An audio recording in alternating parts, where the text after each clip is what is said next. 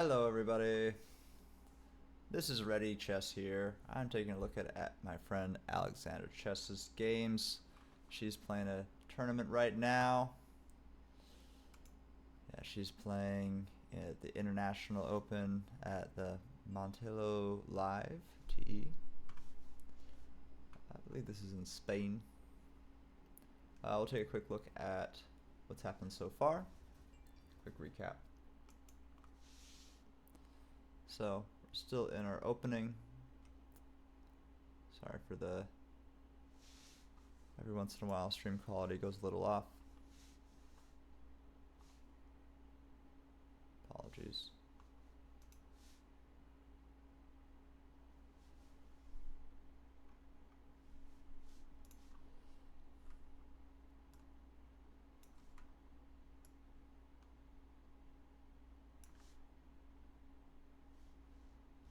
Okay. Sorry everybody.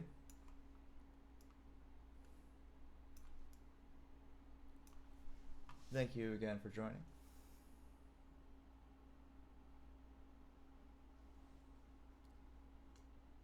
Gotta get my little chat up here.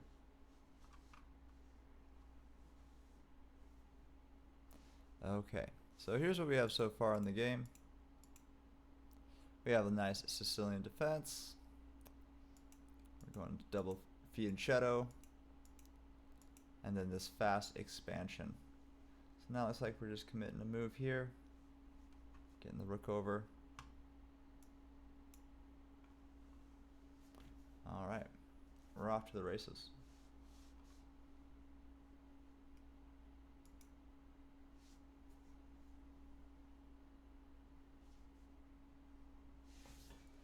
I gotta get Alex's chat up because I can't see anybody's chat. But we'll be following along, looking at some lines here in a second.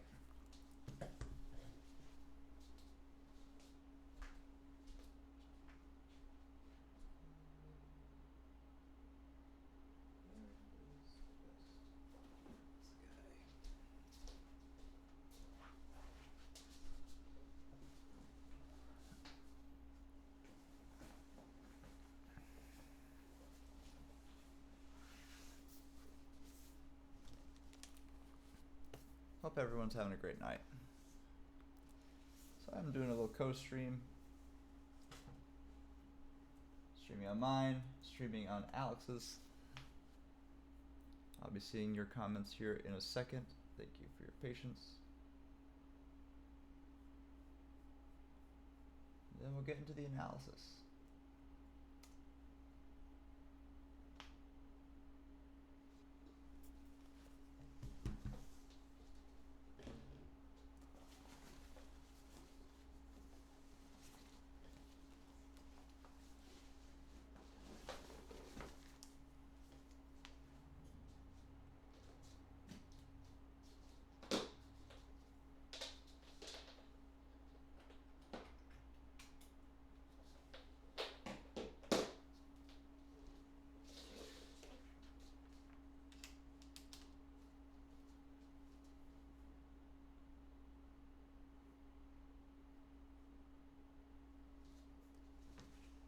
All right.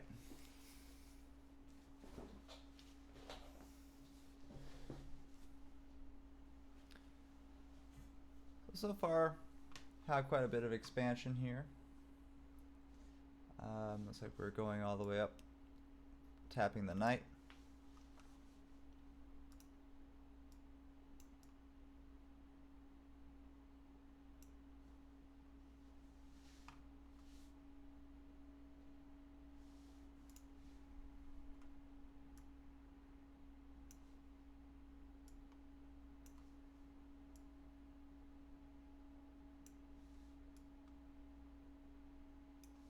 Sorry, just trying to make sure everyone can see okay.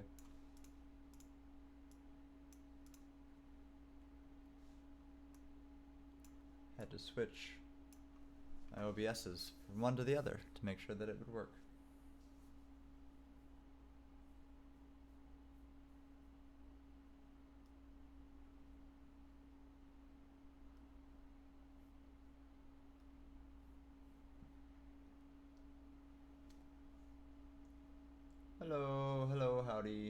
Hi there.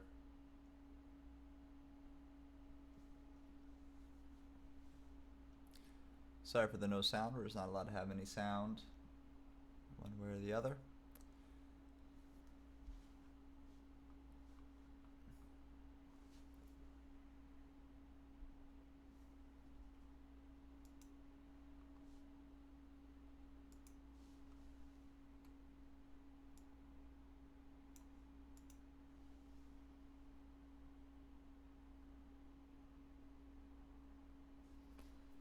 So right now we're trying to find a new home for this night. Right now we're under a lot of pressure. We don't want to get too lost getting chased around by going too far forward. We don't want to add to the expansion. Potentially knight e5, but we don't want to move the knight too many times. I think knight e2 is probably the only move that we're going to be able to play here. I think knight d5 would just get chased around a little bit too much. Moves like e6.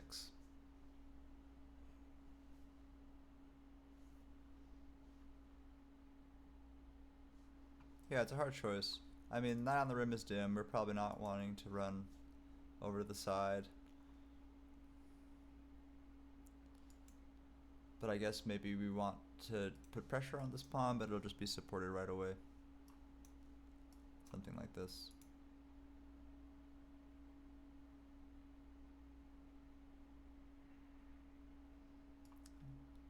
Yeah, I agree. Knight e2.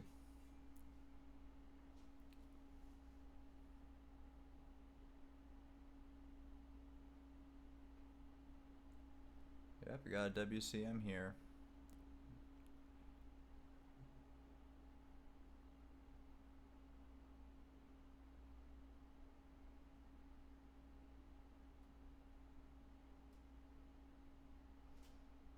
Yeah, position's looking good.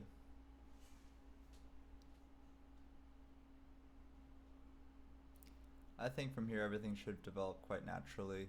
The pawns can't progress for black too much more without getting taken out by that nice King's Indian attack structure.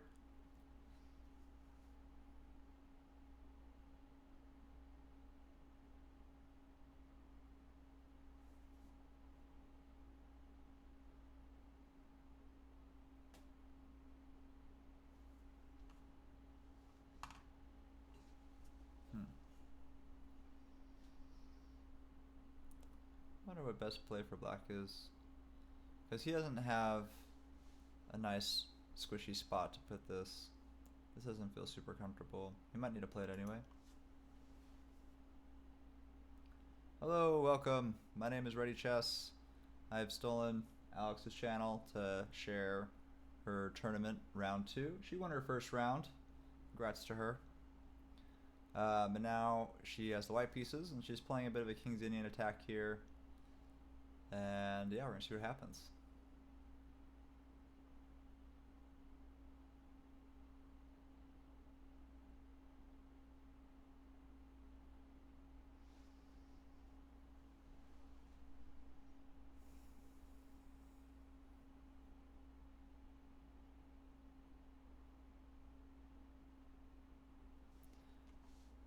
Yeah, black's gonna need to find a way to develop this knight, whether it's with e6 and then knight e7, or maybe just trying to strike out for more space. I don't know. I feel like e6 is important for him. As for Alex, I think that she's probably just trying to develop castle, play a normal game of chess.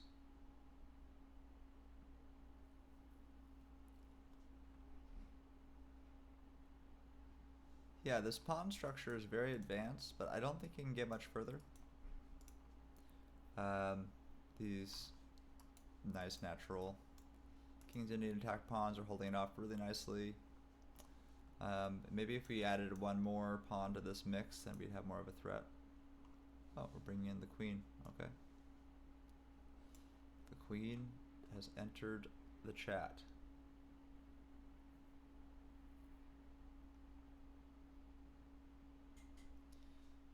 in some immediate pressure on this pawn.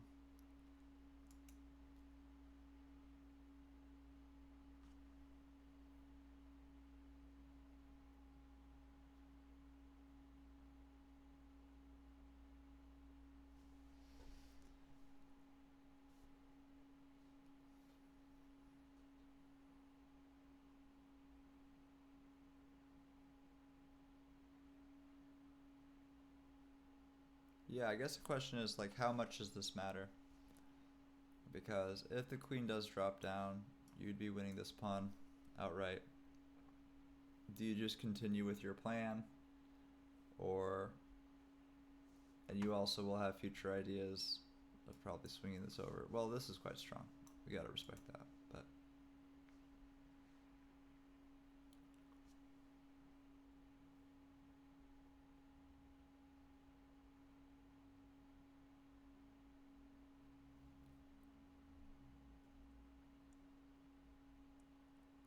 I apologize if I ever sound tired.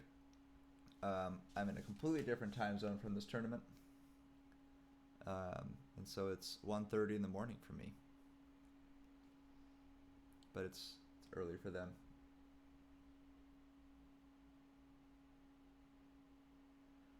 I don't think you budget it quite like saving time. I think that you move as fast as you can on moves that you've seen before.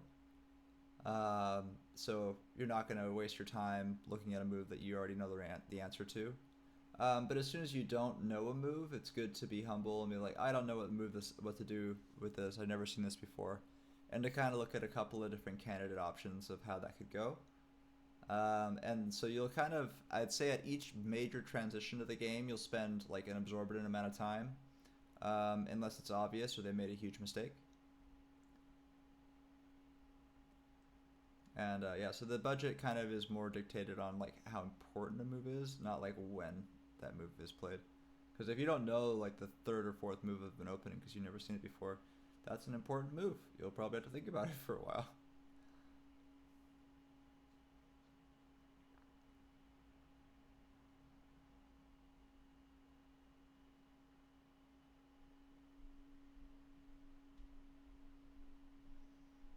Yeah, there's probably a lot going on in Alex's head.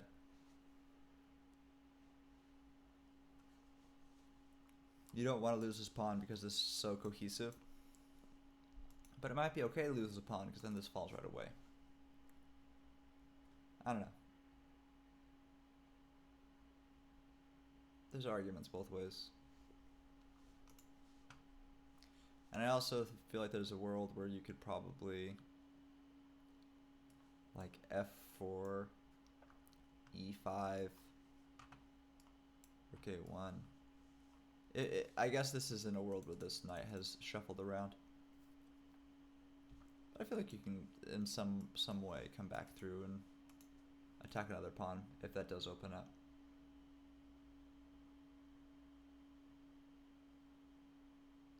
Yeah, I mean, they're gonna play openings that they know, right? They're not gonna waste their time playing openings they've never seen before. But like, there's certain responses that might be irregular. You have to look at them a little longer.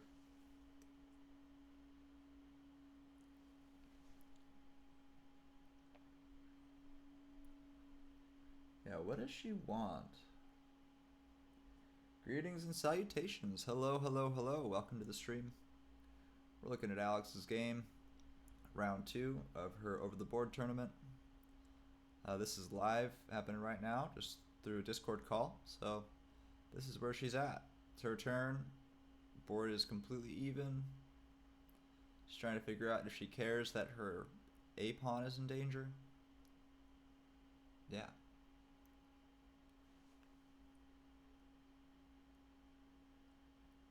What do you guys think? I don't think she should care. I'm not looking at any computer lines or anything like that. I could probably turn on a computer, but I think that it's less interesting. I think it's really important to calculate with everybody and try to figure out, okay, what can they see? Because when you turn on a computer, it's super simple to say like, oh, well, obviously that's the best move.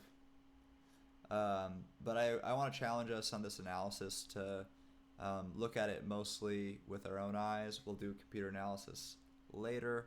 We'll look at lines if it gets really complicated. But especially for this opening, I think we should calculate along and see what's going on. Because it is difficult to find those positions, especially over the board. What is your priority? You're like, I want to just finish my idea.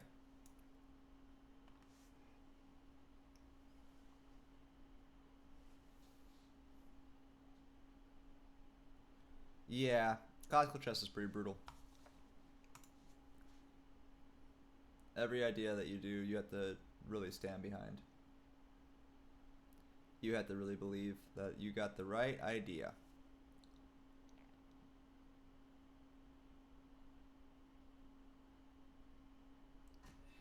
Let's look at a couple more lines. Just so everyone's clear on what Alex is looking at. We just don't want to lose this pawn. But we might not care about this pawn, because if this pawn was to fall from the queen, we would take back with this bishop. So there's arguments for just continuing to your development. There might be a way to babysit this pawn. I don't really see a good route to do that.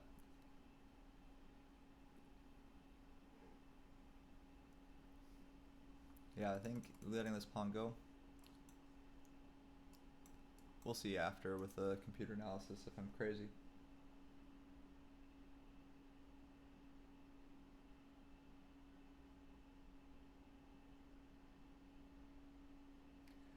Yeah, team sports, you find yourself in the position a lot where there's a lot of, oh, well, this would have gone differently if you just passed me the ball, or my teammate was, helping me, or whatever.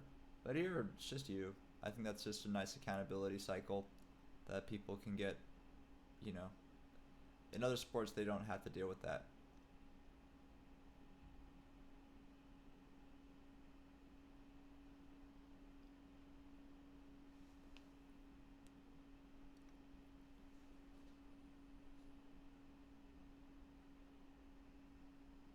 Again, if I ever look tired, it's not because it's boring, it's just late for me.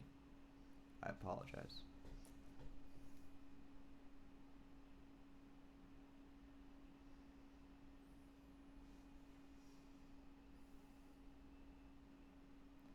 Yeah, the losses can be really, really hard, especially if you're really invested. And the thing about these tournaments is, of course, you're invested, right?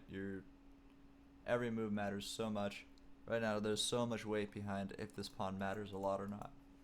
If this a pawn matters a ton, this is like the critical error. I don't think this a pawn matters a whole lot. I think that this might be a bit of a pit that she's going into. I'm like, man, do I care about this pawn or do I not care about this pawn? So let's talk a little bit about some procedures, and I'll just talk about stuff that I talk with my students about what you're doing when you're looking at these kind of neutral positions. Number one, you got to look for candidate moves. You have to look for, and how you do that is I go through what's called the checklist. You look through any possible checks, and if any of those things would lead to a mate. You look at any hanging pieces or pawns. You look at vulnerable squares that could either lead to checks, checkmates, or free pieces or pawns. And then you do that exact same list defensively against yourself. Is my king in danger? Do I have checks? Do I have any hanging pieces, any hanging pawns? And then you try to weigh all these things together and figure out what is the most optimum way for me to go forward here. Let me turn this up a little bit. Testing. Can you guys hear me okay? Let's hope yes.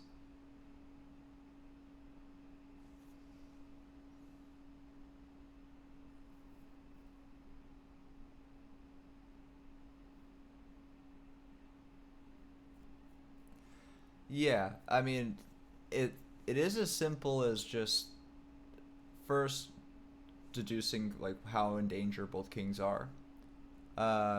Yeah, it is easier said than done, but it is surprising how many people just do really silly moves because they didn't just like look at all the different places where they could hang their pieces.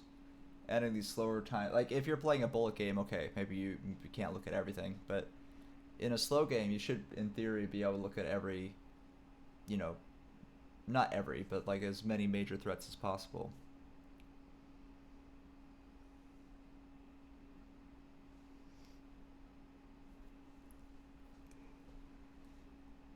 And I found that a lot of these positions is about comfort of your position. Like, you're gonna have to inevitably give up material, right? Like a pawn is probably gonna fall in every opening, right?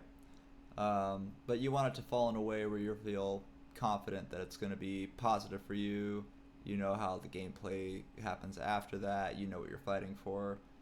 You know, like a lot of the best openings ever. You know, you intentionally will trade off pawns in a strange way, and it will open up opportunities for your knights or bishops. So here we have tons and tons of lines. I can see why she's getting stuck. I just really like the development concept, but it might be too aggressive. Maybe there's something more concrete. The only reason I'm not worried about this falling is because the bishop could take back. You know, yeah, he can take back here now. But now we're heating up this square. So there's a lot of calculation that needs to be done on this move. So, like we said, some moves you're going to be spending no time on because you've seen it before. Some moves you'll spend 30 minutes, 40 minutes on, depending on your time control.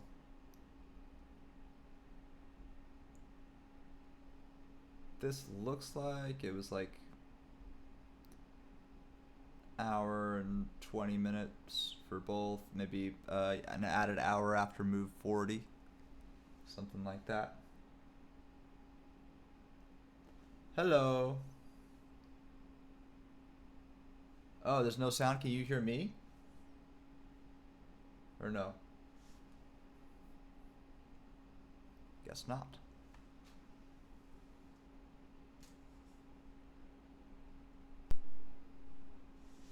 Test.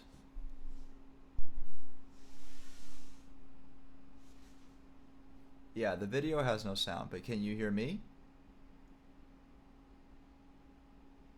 Okay, as long as you can hear me, we're good. Yeah, we can't have any audio from inside the venue, just for game integrity purposes.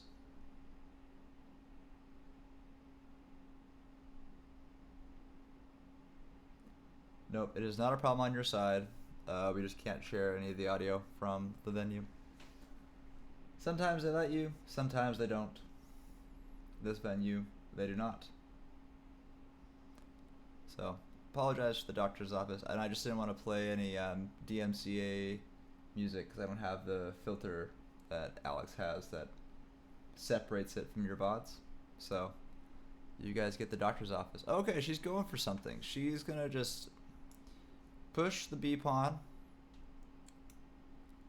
and allow this connection because you don't lose both. Yeah, this is important. So after you go through like a Herculean move like that where you really worked it out, you gotta take a little break, take a little walk, get some water, stretch. Like that's super important. Like that little step away she just did and timing that really well, that's super, super important for classical chess. But not doing it too much. I have a problem with doing it too often. So I will like get really excited about an idea and then, you know, basically throw it on the board like, yeah, you're not going to figure anything out about this idea. You're basically fucked. But then you'll find yourself in a position where you leave the board too much, kind of forget all the ideas, and scramble yourself. So having a good balance of not leaving the board too often and putting some work in on your opponent's turn, but also just taking like the appropriate breaks so you don't get just stuck, mentally stuck. Another thing that I picked up recently, if you're over the board and it's your turn and you can't step away and you just can't find a move to save your life, sometimes like your optical nerve, like your actual eyes are probably clipping out. And so you can do this thing with your hands. You just put your palms into your eyes like this, kind of push into your optical nerve until you see like some splotches some light splotches in your eyes. That'll help your optical nerve reset. So if it's a visual thing, then you can do it that way. If it's a strategic thing, that you can do that as many times as you want, and it will never happen. It'll never work. But if you would normally know, but right now you just can't see it, maybe you just need a quick reset. And that could be the walk, but it just depends on where it is in the turns, right? If it's your turn or not. So now that you just try to see if he should snap this. I don't think it's very useful for him to snap this off because Alex will have this nice connected pawn structure, and then he'll have this weird like 2-pawn island against this 4, and I just don't think that's gonna be ideal.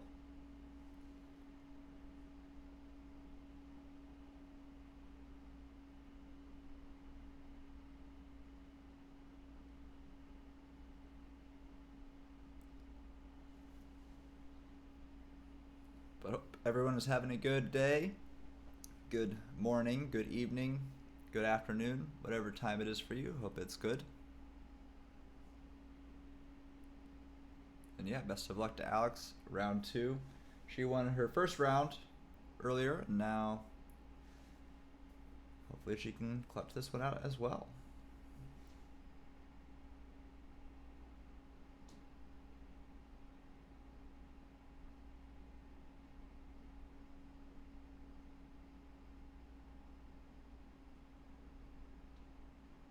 He looks stressed. That's good. You never get to see the person like away from the board you're playing. It's hard to tell how they feel. And I always think there's like an added pressure to like the camera being here and filming. I was saying that last time she was playing the speed chess tournament, that there's going to be a bunch of camera pressure on the person, that the opponent that didn't bring the camera, you know? Because this guy probably knows he's on stream right now, so just adds that little bit of pressure.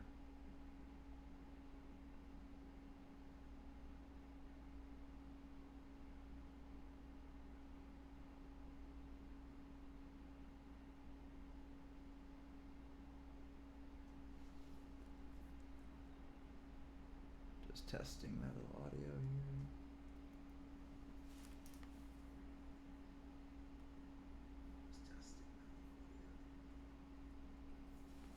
Okay.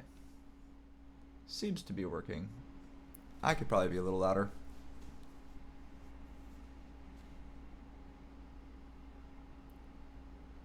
Oh, we gotta move on the board. Okay. What do you do?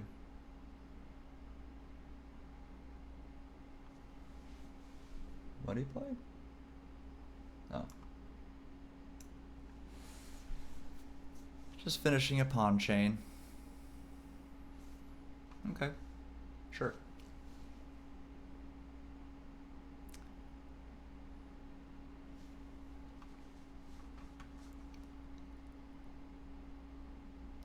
So now we should have pretty natural development. The game, the game will go on these bursts. I'm pretty sure this little volley will happen pretty naturally.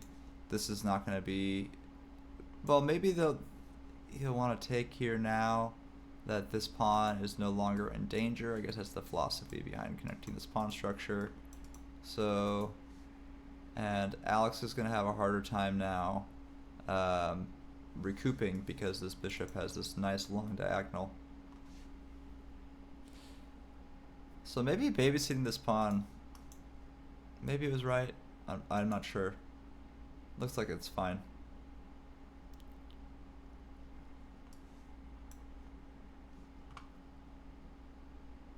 Maybe we could just do something like f4, e5, you know, and just break everything apart if the queen comes down. Hello everybody, thanks for joining. My name is Ready Chess. I took over Alex's channel to share her classical games. Hope everyone's having a good day.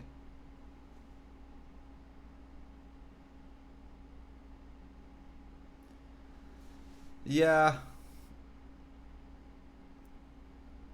I don't like spending my positions babysitting. Like, sometimes you have to.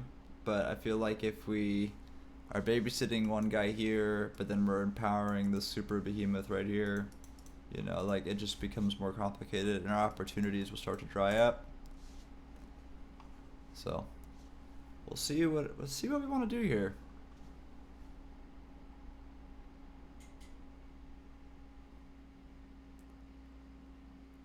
Still totally even, no issues.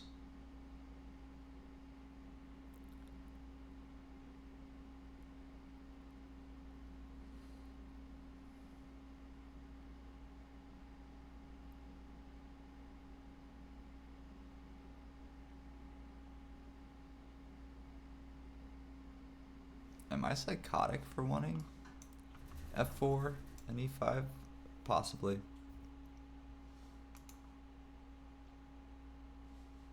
Yeah, I don't think that would work out.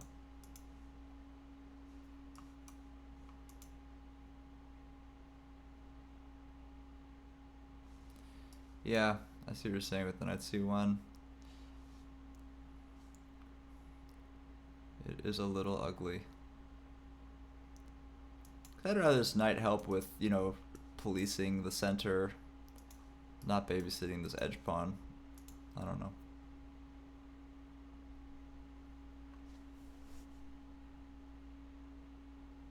It's hard to say. When you're playing classically, like, you will obsess over your pawns. You don't want to put yourself in some awkward, slightly losing endgame for no reason, especially when you're playing white.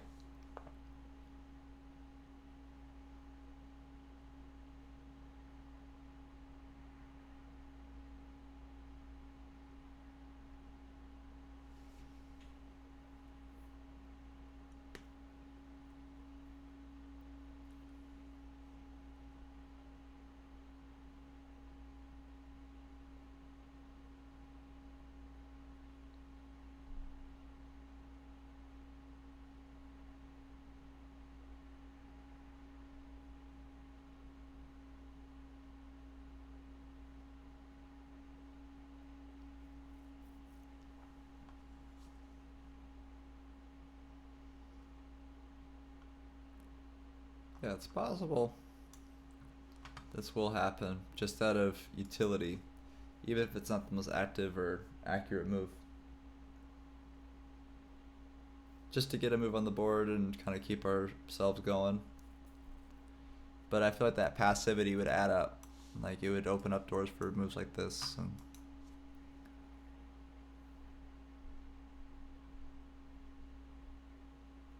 yeah, I really just want to get knight f3 and castles done as soon as possible.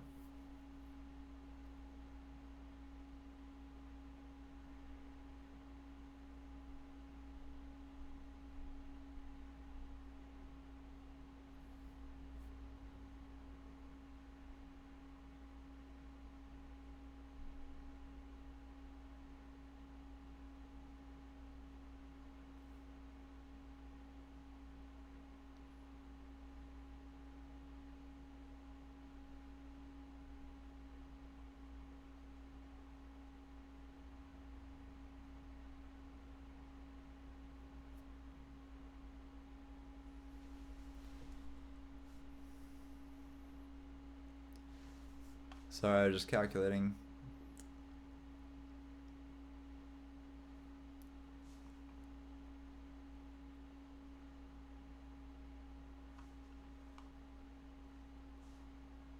I would just try to ask, what am I afraid of? So just say if I played f4. Queen takes a2.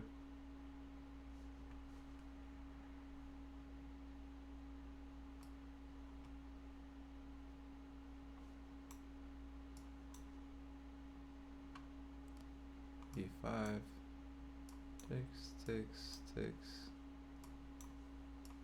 Takes.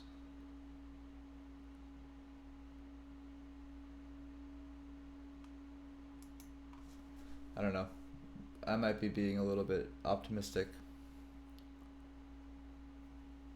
Because when you're playing this slow, you just don't want to go for any big risk. It's so easy when you're playing a bullet game or a fast game. Just be like, oh, who cares about this pawn?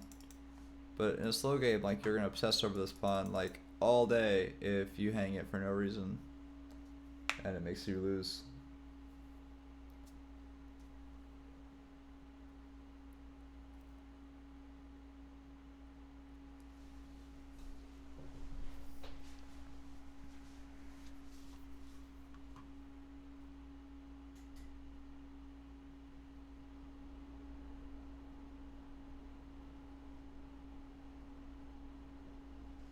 Yeah, so Alex has about 58 minutes with increment, and her opponent has the whole hour 20, I believe, still on the clock.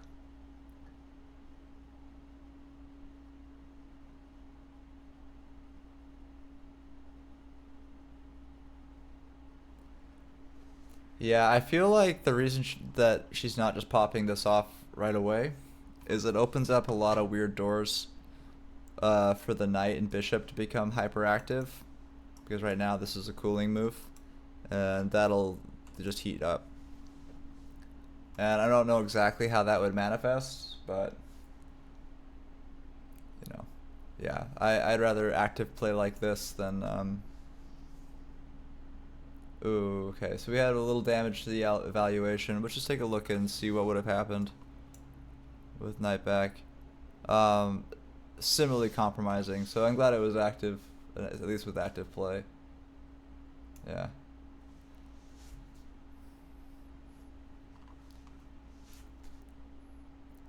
I feel like the best play might have just been just develop your pieces.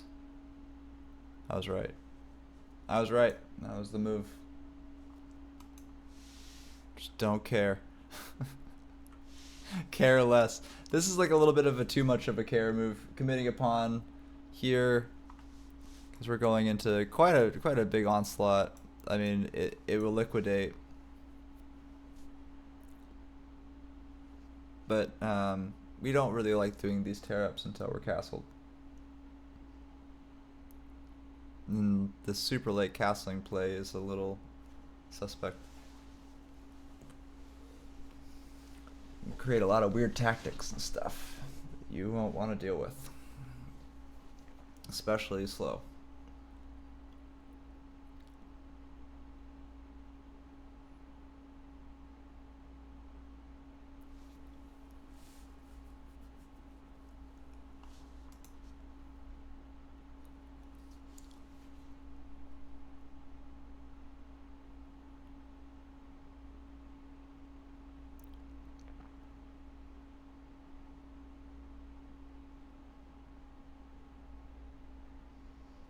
That might have not been perfect or most accurate play from Alex, but it's active, and since it was very comparable structurally for what would happen with the knight c1 move or this move, I'm glad she went for the more active move. It might just be liquidating, unfortunately. It might have been better, like I said, to just develop the knight. But sometimes it's hard to just see that a boring developing move is fine. I think developing's awesome. I think it's exciting.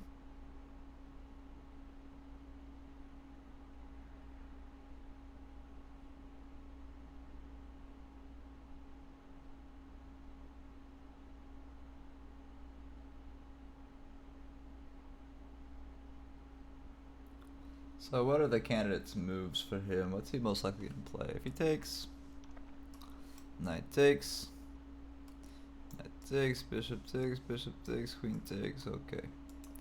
We just trade off all of our minor pieces in the middle of the board, and the queen's in the middle of the board. Okay, that would be that. He's probably not going to do all that. That would be kind of silly. He might need to participate a little bit, like takes, knight takes, bishop takes, and then maybe just develop. Seems pretty likely.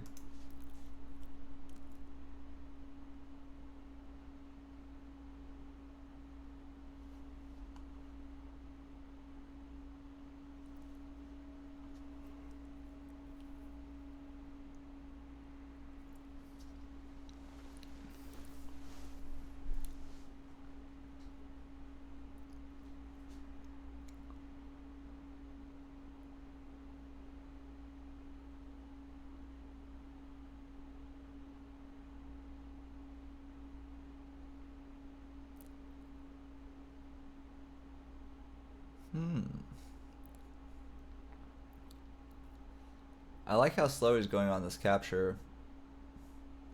Shows he does not really want to liquidate this board. And but if he is trigger shy here and he doesn't do anything about this move that she played, this is why I liked it, even if it's not computer perfect. Oh, he's gonna take it. Yeah, if he didn't take it, I feel like she could have taken some space in some pretty funny ways, either just shoving d5 or taking on c5 or a lot of things.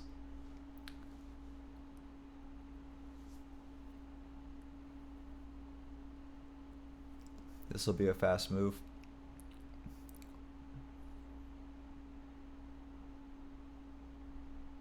There is only one good capture. We went over it. What is it, chat? What is the only correct capture here?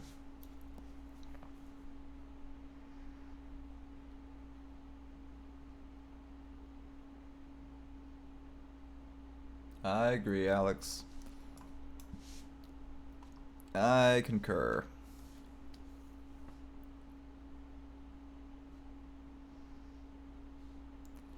Yeah, I don't think he's gonna try to liquidate everything.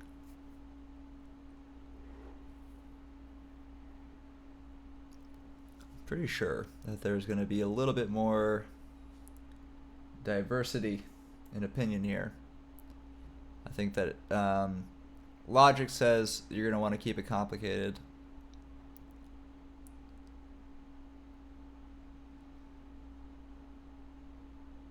Unless there was like a super concrete path for one of these pawns to queen, then maybe you could do it, but I don't think that you're going to get that A pawn to queen through this B pawn setup. So probably going to want to keep the minor pieces on the board. I'm going to predict maybe a knight transfer, maybe something like knight e5. That might be a little out of play. Maybe just getting rid of the knight, and the bishop takes, and then developing the knight. I think that might be the most logical state of play for our friend here, our opponent.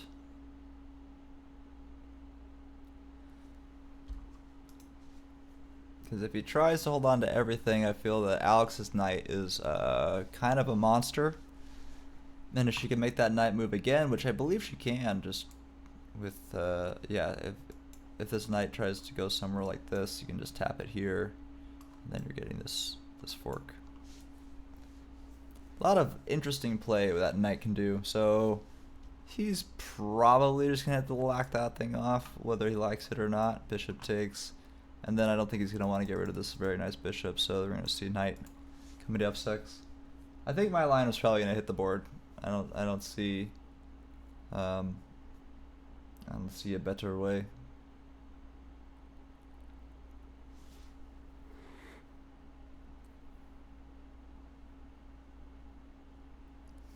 I don't see anything tactical. Looks like it's a fight over pawns, which is cool.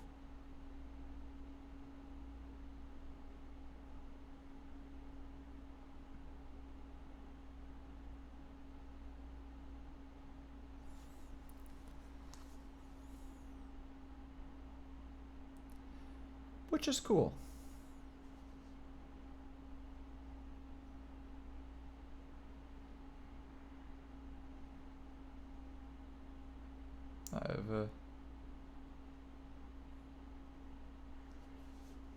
There we go.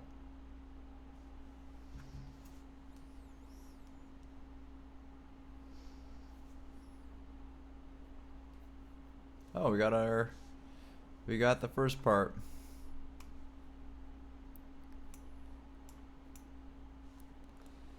Yeah, I don't think he's gonna want to slap off that dark square bishop. So believe we're gonna see knight f6 here. Oh my god. He just says whatever. Snaps it off. Queen takes back. I'm surprised it doesn't favor Alex here. Good center control.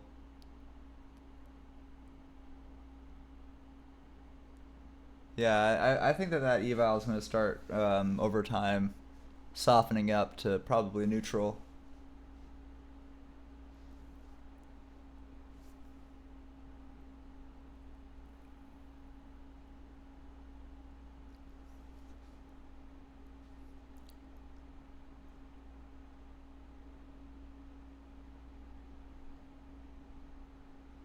Yeah, I'm surprised he got rid of that Darkstrom Bishop. That's a really important core for that kingside castle, which he is going to have to do.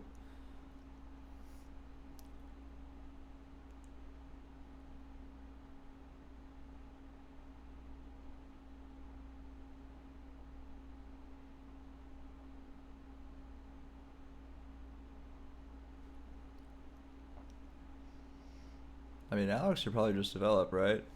Just probably get this knight to a square that's not here. Is there any immediate threats? I mean, I guess this.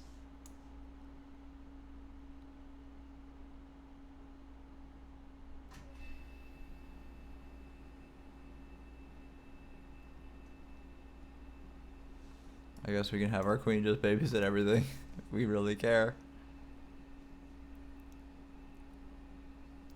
Seems a little silly though.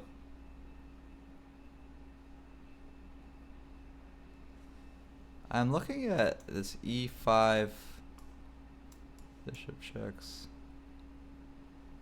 because of this.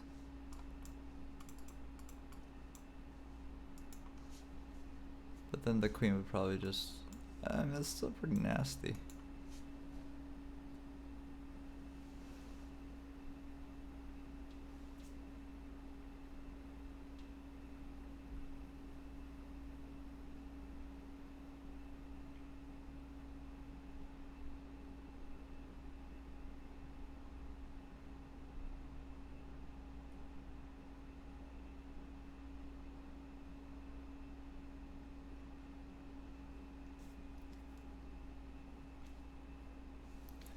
Hey, my friend, I'm sorry you're feeling.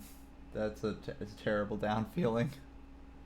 I think everybody's having a hard time on the money side. Definitely just get through your day. That would be step one.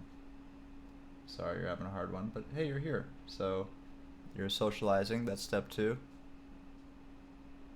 And yeah, just be nice to yourself right now. I think everyone's putting themselves under a lot of pressure. And I think chess just increases that amount of self-pressure that you do. So you have to be really delicate with yourself if you play chess. Not to be, not letting that stack up.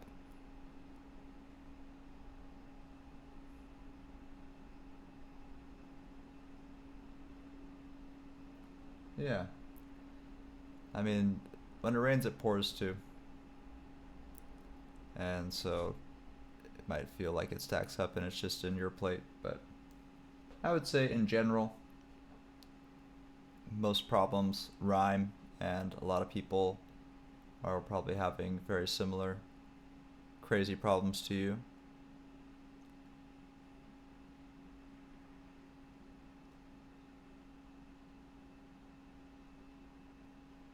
This is, oh, I'm in the wrong category. Oh, thank you. It's in music. Oh, you're right. On this one. Let's see if I can fix that.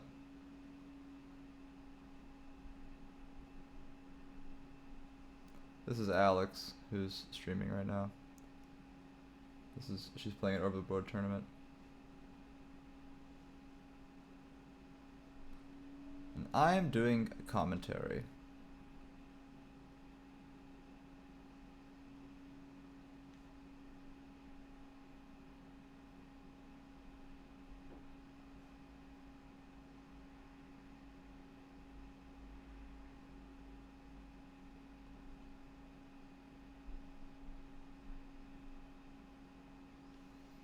Let's see if I can change that.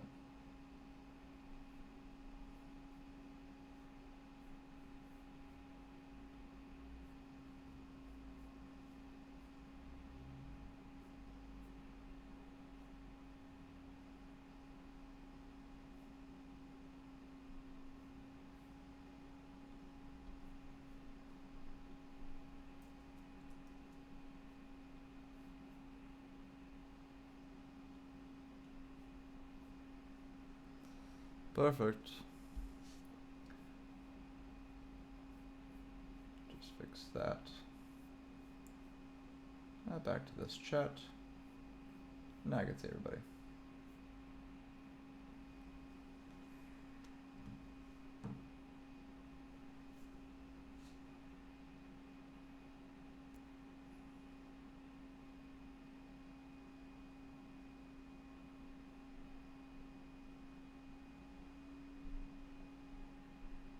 So we're down 0.5, looks like, on this position. But I don't mind it tactically. I think that there's some pretty good stuff that could happen. Half a pawn is workable. We can get something out of that.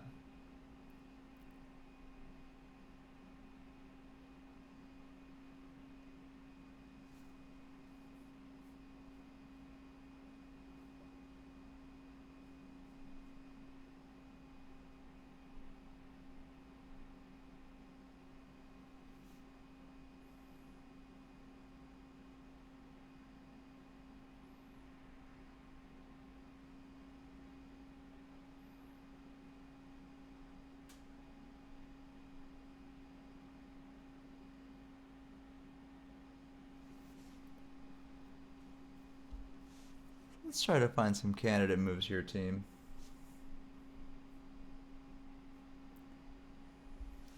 Let's try to find some candidate moves here. Still haven't finished our development, so you have to convince me out of this move.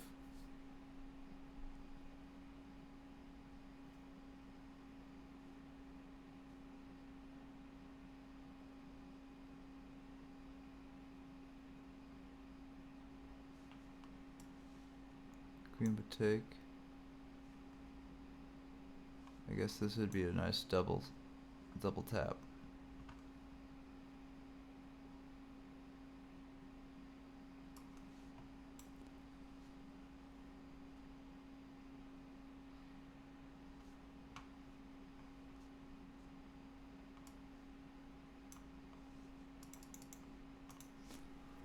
Complicated.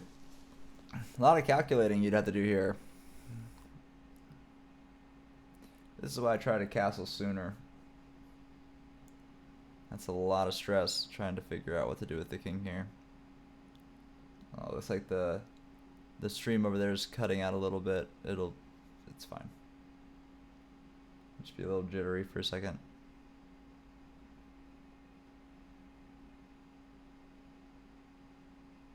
Now we're back.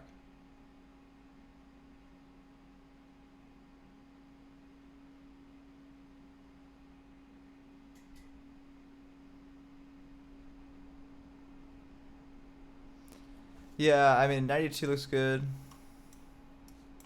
You know, just some knight move I think is probably necessary, but it's hard to say because we do have this immediate threat, which by itself isn't so bad because of rook over and takes, but then we also have this queen taking c, which is a little bit more annoying, and so we're trying to calculate here if it's enough.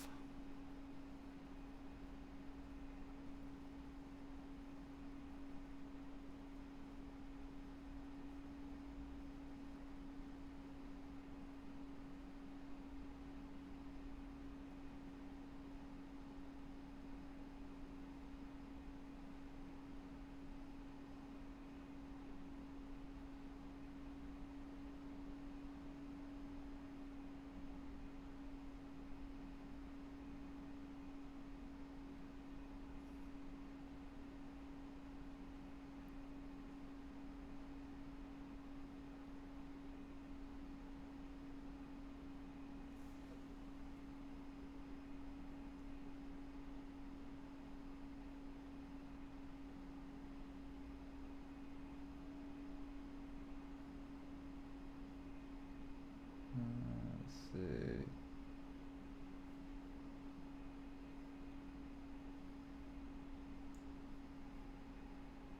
Do I have to be a moderator right now? Yes, I do. We're banning this guy.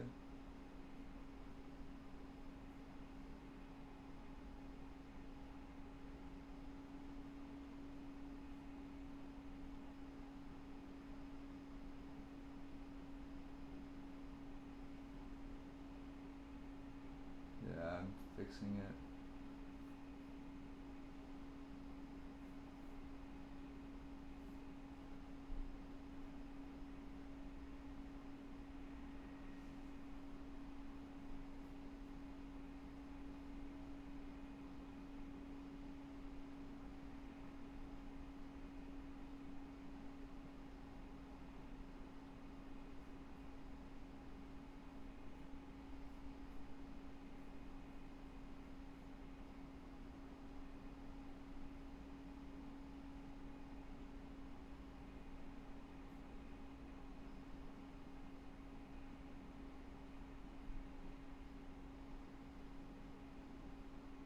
Why isn't it turning off? Jesus.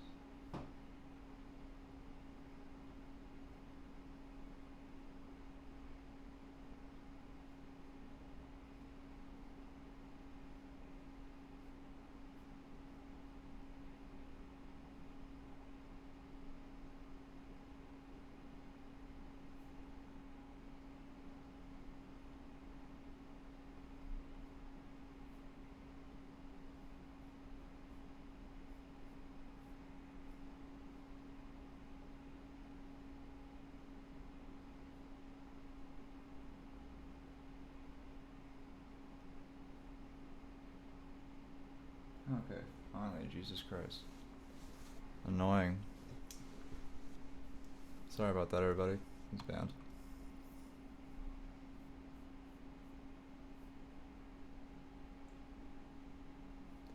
Nothing better to do.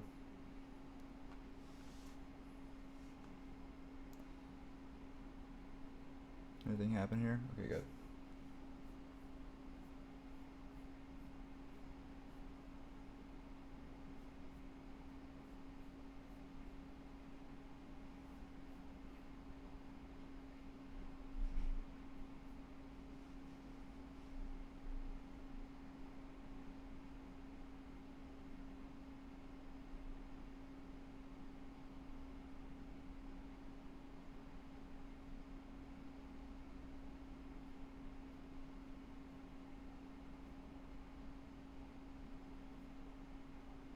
It's just that one guy, right? That was being gross. Sorry, it's a one-man show over here.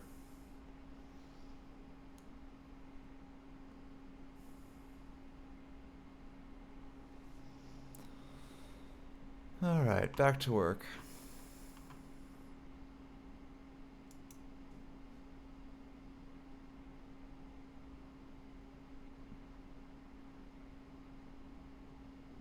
Yeah, this is actually quite complicated. If both these pawns fall, it's gonna be a really hard game.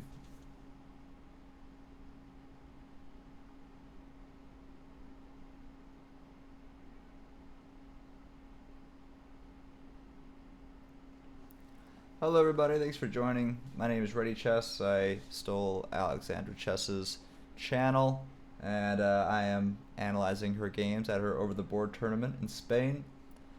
This is her second round. Round 1, she won, and round 2 is going pretty good. We're down just like a third of a pawn here. Anything could happen. Queens are centralized. Haven't finished our development yet. Or castled, which is a little unnerving, but neither has our opponent. And yeah, that's what's going on. Thanks for joining us. Sorry for the no audio in the room. They do not allow any mic audio or transmission of any information that way. So you just have to hear my lovely voice.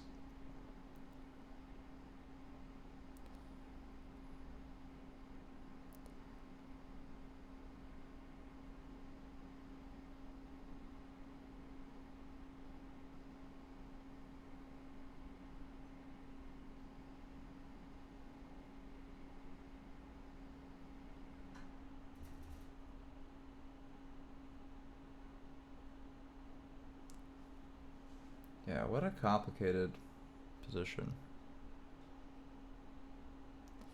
Just a refresher of how we got here for everybody.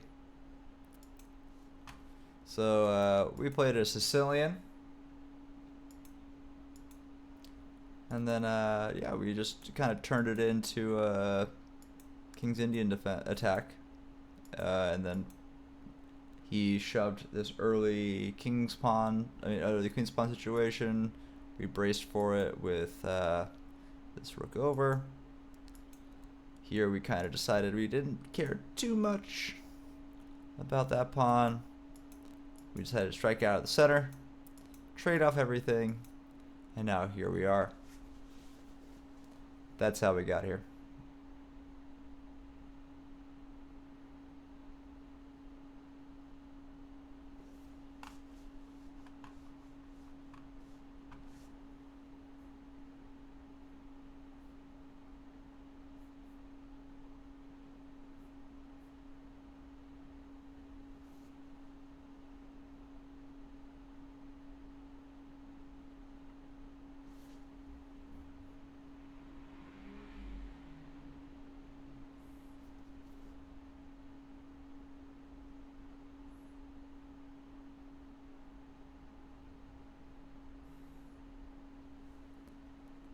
Looks like we have about 41 minutes for Alexandra, and we have about a minute and 20 still, basically still start time for our opponent here.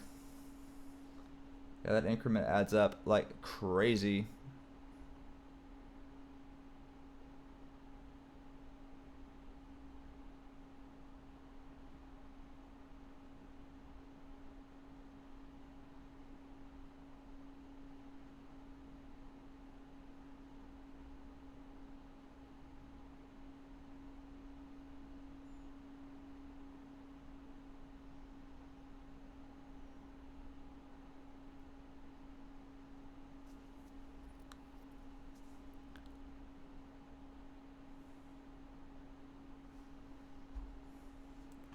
Yeah, there's a couple of strong choices here.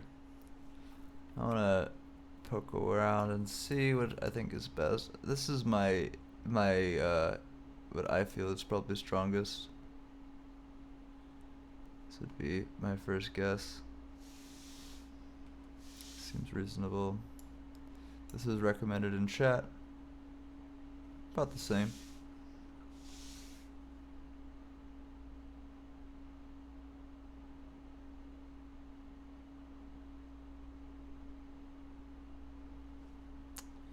Hey, look, chat. Your move made it.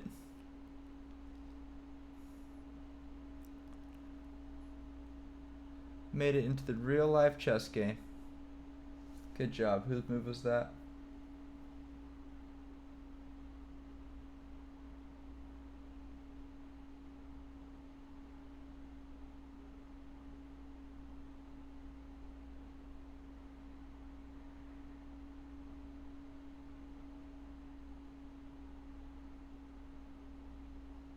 Yeah, good things will come, don't worry.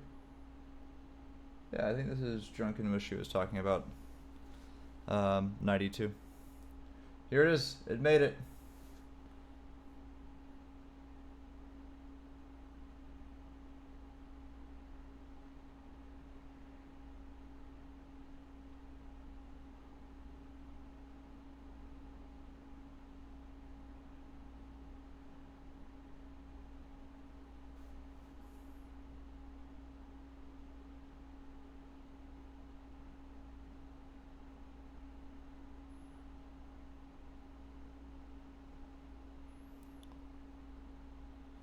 Yeah, I guess this is what we were most fearful of, right? This knight take, the queen takes, and then queen takes c2 combo.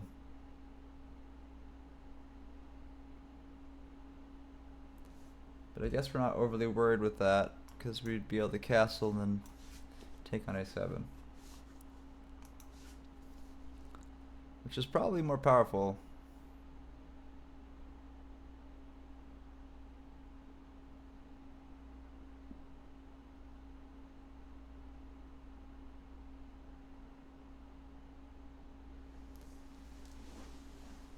Yeah, this should be a good one.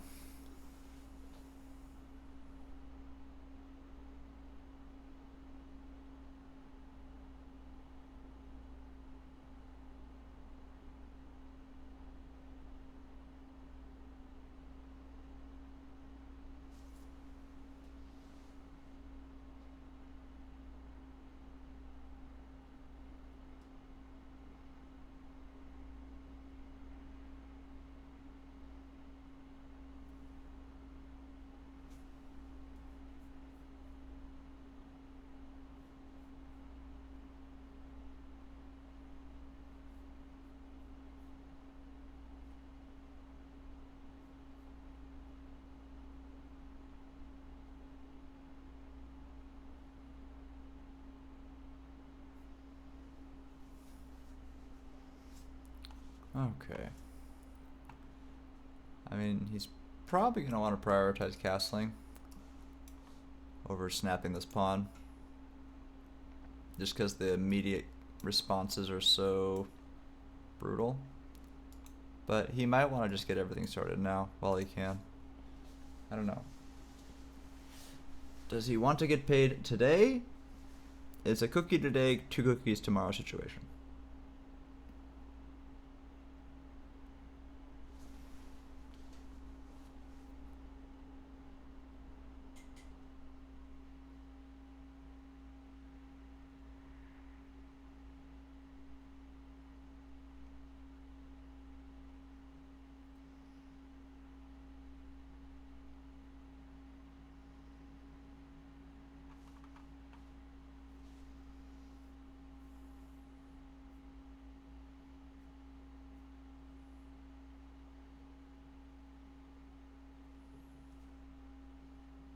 Oh, here's some chess.com files. That might be even nicer to use.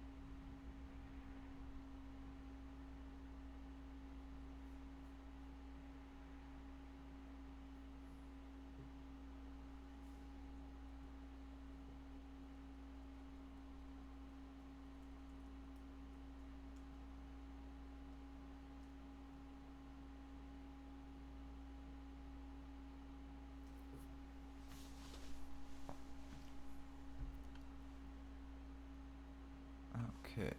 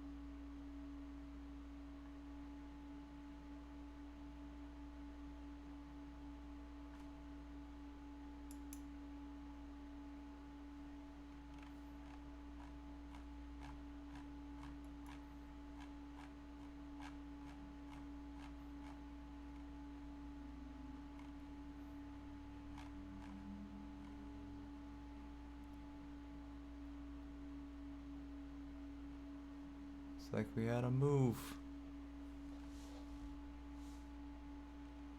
I'm switching over to... We had a move.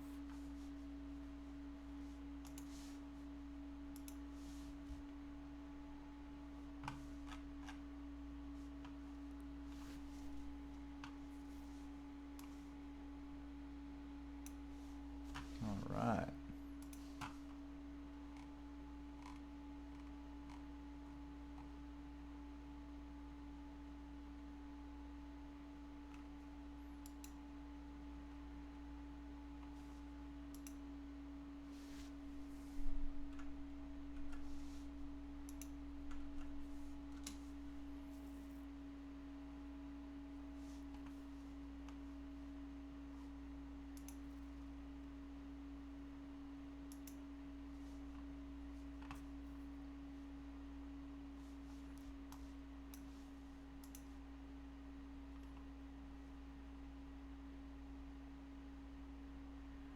Oh, okay. So her opponent is quite strong. Looks like a 22, 62. So no slouch. And we've had, so far this game, 96% accuracy for white with 99.3% accuracy for black. So we've had a pretty incredible game thus far.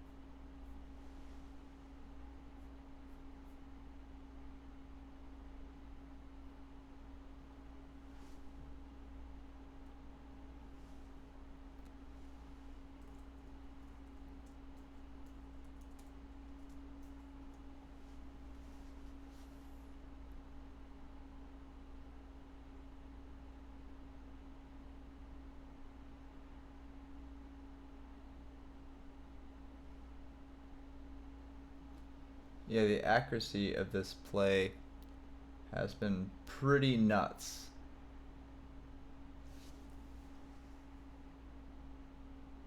Still? I thought I deleted it all.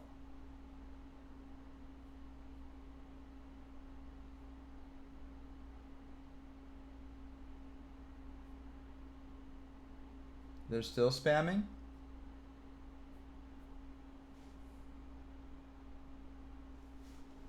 Yeah, I thought I got rid of that guy. If anyone else is spamming, you let me know.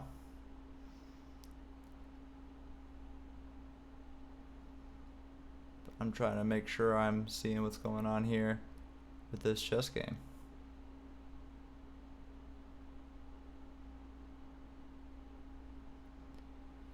Yeah, so the accuracy of this game so far has been absolutely insane.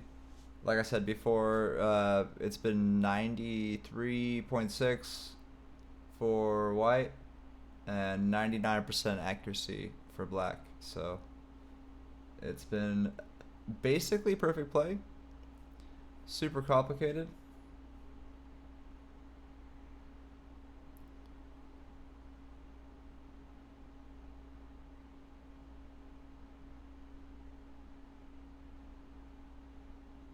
Alex is used about... Yeah, that would be great. Thank you so much. That would be awesome.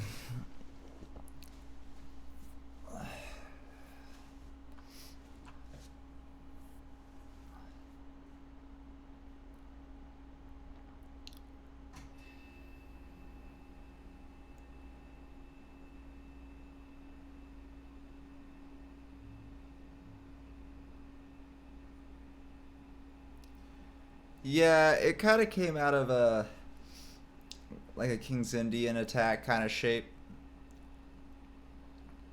But yeah, it was like a interesting Sicilian for black, and then we played knight c3, and then went into kind of King's Indian structures.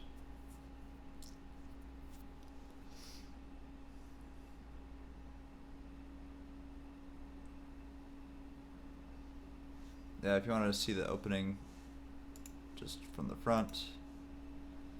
Yeah, e4, c5, knight c3, knight c6, g3, g6, bishop. Oh, we're doing trades. Oh my gosh, we're doing things.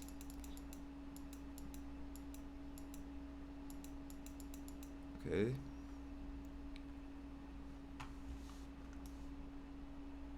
No, this is not theory.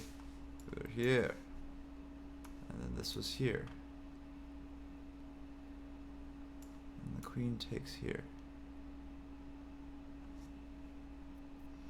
Brave. Monster bravery from Alex here. Had to do it. It had to be done.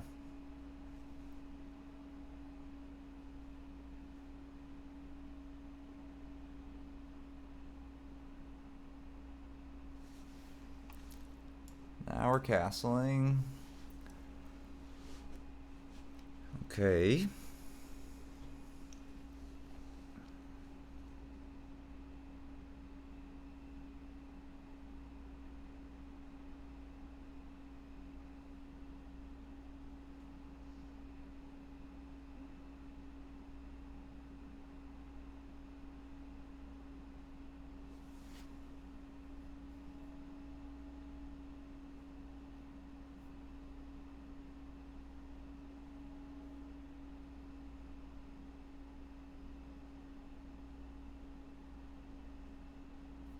Yeah, 96 to 99% accuracy thus far. Pretty nuts. You would think that, like, oh, well, they're playing slow, so it's so much easier to get high accuracy. The amount of ghosts and interesting information that you think is going on that is actually not real is absurd. And it's so easy to get lost in a calculation or an idea that you can reduce accuracies. So, really good play from both.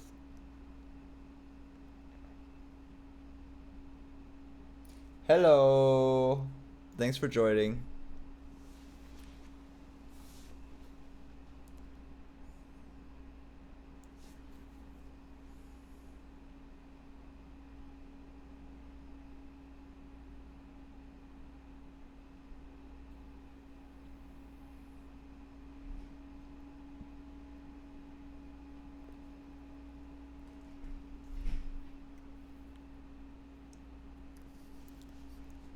Yeah, she's pulling back into the evaluation.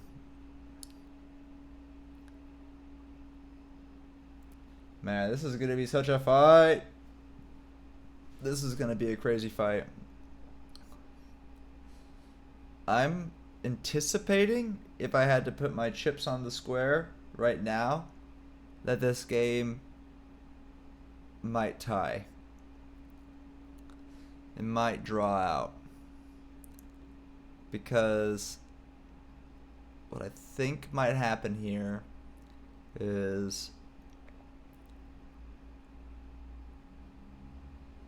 the queen side will probably liquidate off if she can maybe just put the queen back on, I don't know, e3 and then castling. All those queen pawns will fly off. And yeah, it'll probably... What's the prize for the tournament? I do not know. I assume rating and maybe some money if you get higher up. Maybe a trophy. Who knows? Pretty sure most people are here for the ELO, though, for the rating.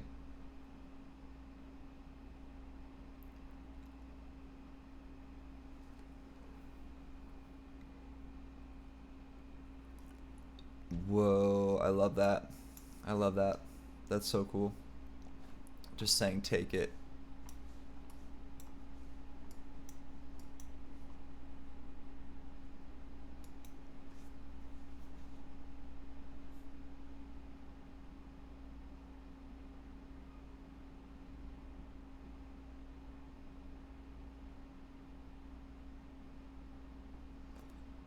My name is Ready Chess. I've been playing chess for a living for about 10 years.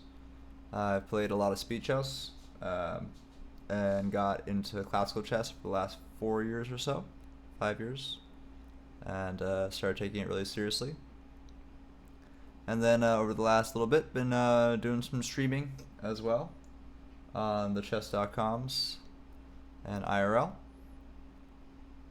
And I did a lot of chess coaching, and yeah, that's the rundown,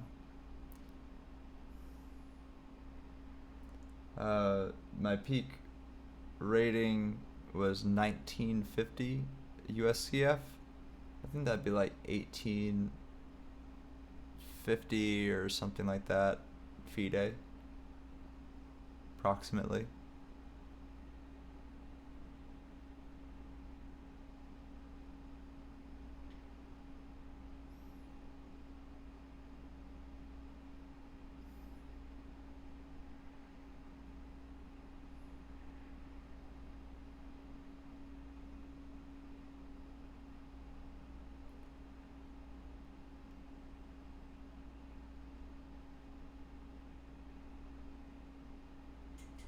A coaching link? I don't have a coaching link, but if I get one, I will give it to you. You can follow my my Twitch, and I'll probably have more info if you follow this. Just follow this.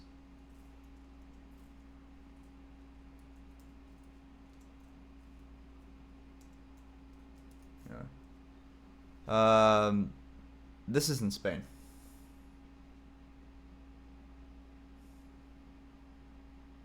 I'm in California, but this is in Spain. So they're in the morning, and I'm tired.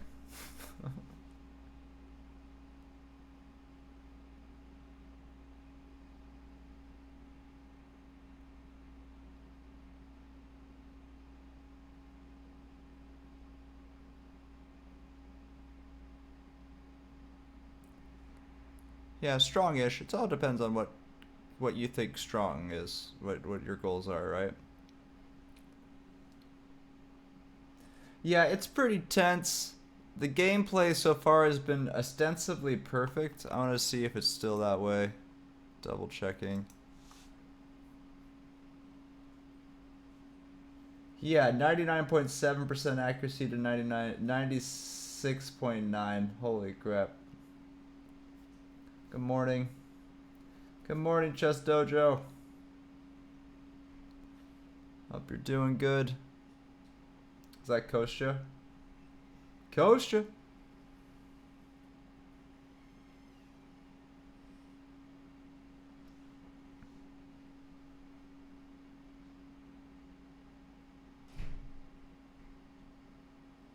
I love that she was able to get away with this castle. Just like, yeah, come whatever. I'll do this. Who cares? That's so nice.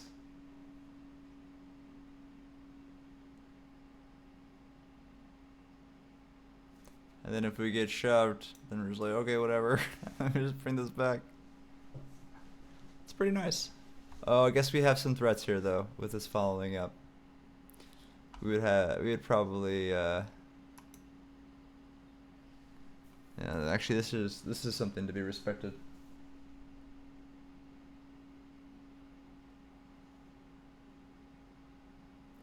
That's awesome. The original chess dojo.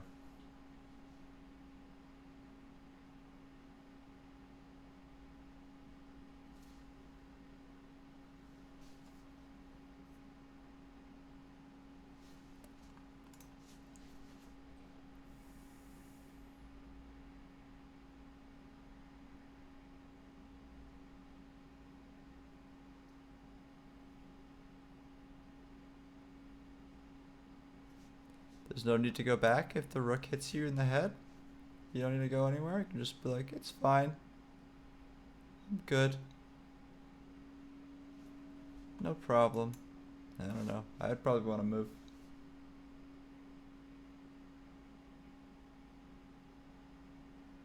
Yeah, we don't want to lose our E2 knight. And if this is here, then we can't just chill pinning this anymore. The whole thing keeping this knight alive is this pin.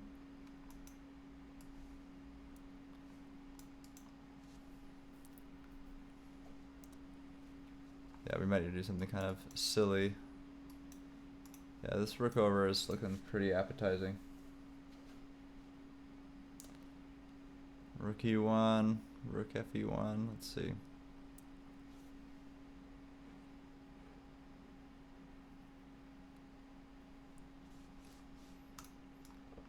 Whoa, sorry everybody.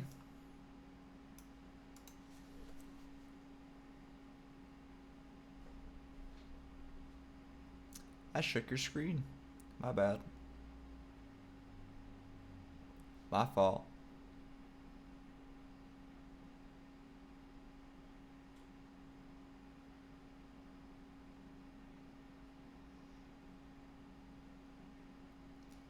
Yeah, the accuracy of play for this opening has been absolutely absurd.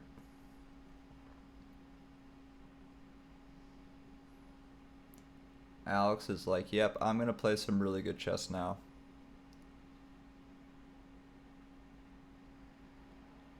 This move was not a move that changed the eval that much at all, but it's a move that really gets into this guy's head.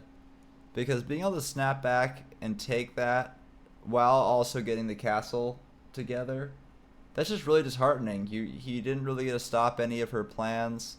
She was able to kind of get ahead on the queenside liquidation with that take.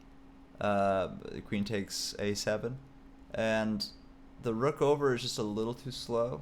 The only line that I'm seeing, yeah, is looking at this exactly. Like, the only thing I'm worried about is if Alex plays queen e3, this knight move being a little frustrating, but I guess it's not that big of a deal. You just play queen f3, but yeah, you kind of walk out paid, right? So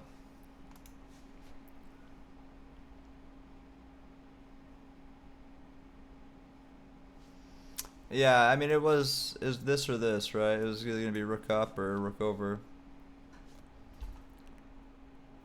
Yeah, that's nice because it just keeps that pawn together, and then we gotta look at this back option.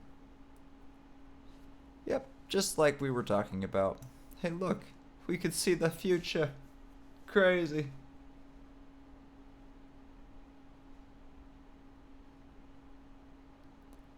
Yeah, I'd say like 60% this knight's gonna come and bop this queen.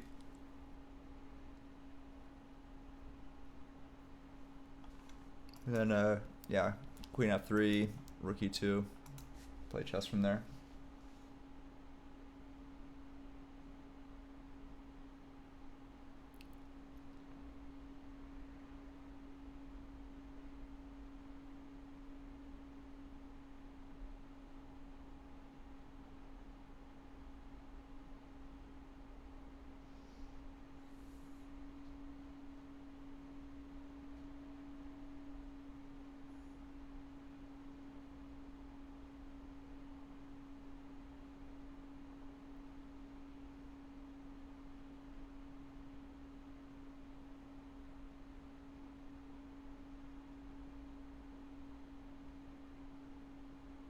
Hmm.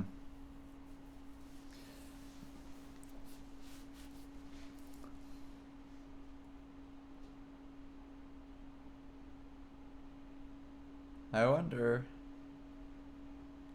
I wonder why he if there's anything wrong with knight g4.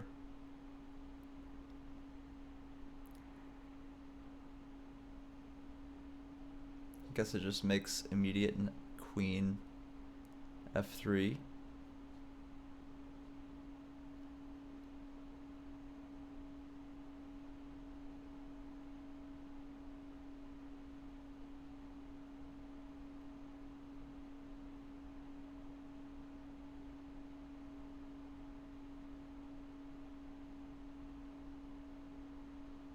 Okay, I think I see something. So let's pretend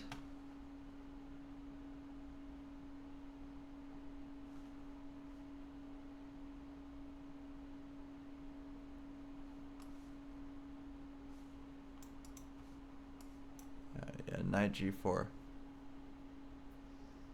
And then after knight g4, queen f3.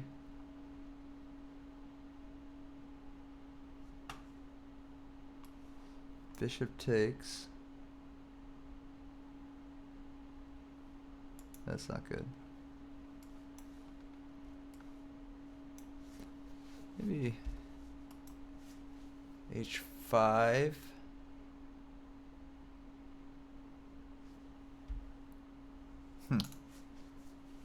Yeah, it's kind of hard to find the progression from here. How's the accuracy? Just keeps going up. Alex keeps playing better and better. 97.9%.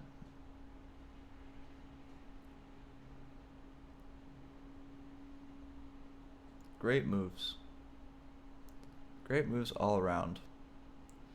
Yeah, usually when people play this many good moves and there's been this much time spent on one side, typically what'll happen a lot in classical chess when you run a little bit low on time is a liquidation phase. It's a little bit rushed, which will take both sides winning chances and get rid of them, typically. So I feel like this game will just become a complicated masterpiece until one or both players gets time fatigued, and then we'll probably end up in some less than perfect play and then draw.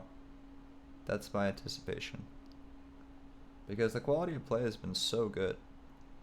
I don't really have a lot of critique. We've been able to kind of find a lot of the moves that needed to be played. They get played. And here we are.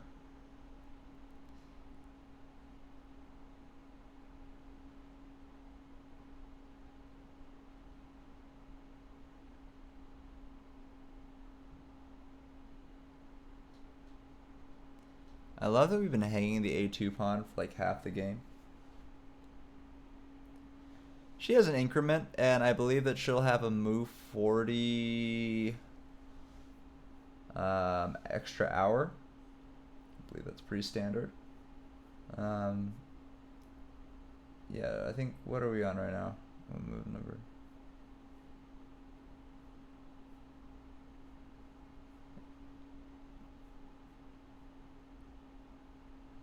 Yeah, so I guess it'll take a little while.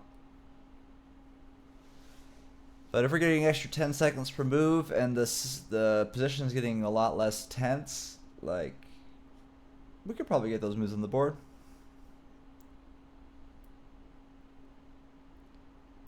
Yeah, if it was just 31 minutes flat, I would agree with you. But all that increment and an extra hour, I think that the position is probably the most important thing right now, keeping it that accuracy.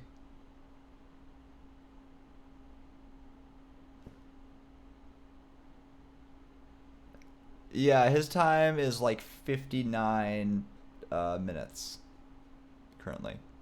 I actually have it right here.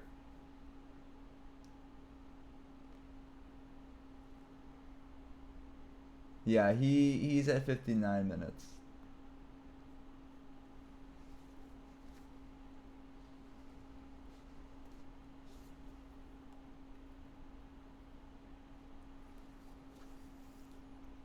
Like I said, at move 40, I believe that they're going to have a little time boost.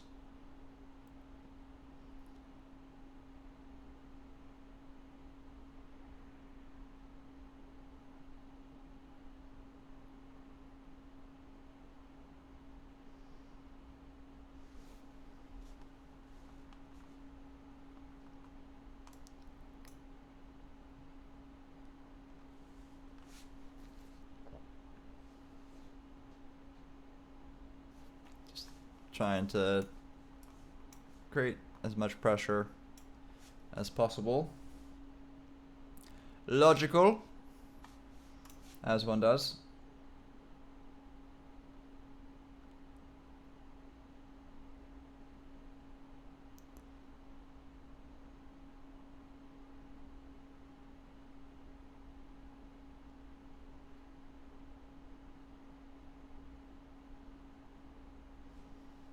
Maybe use this opportunity to break this pin.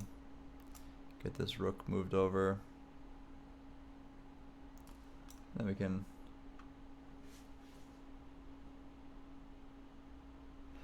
Yeah, I was looking at this, and I was like, this can't be the best move. But apparently it's fine. I guess they're gonna have to double up on this anyway. Computer did not seem to care. Yeah.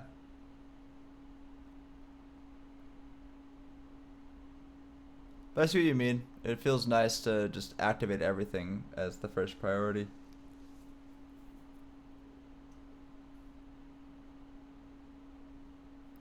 Yeah, he has not made a lot of mistakes. I'll tell you that right now.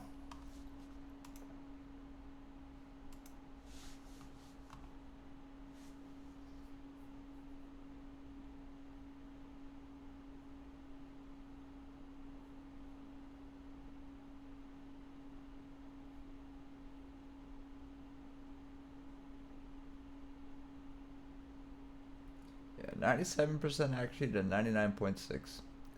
Absolutely insanely accurate game.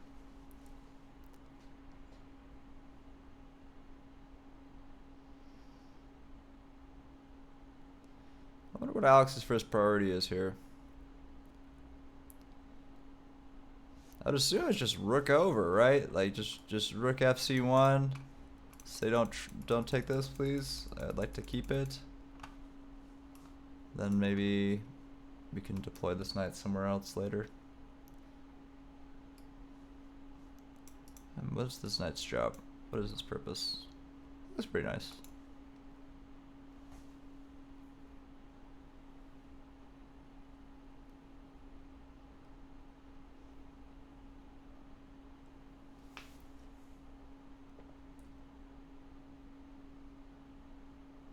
When you apply pressure, you get checkmate in 2 moves. Well, you're probably Pushing the wrong stuff at the wrong time. Maybe a little bit too hard. Probably with the queen. Maybe a little bit more active play with knights and bishops would do you good.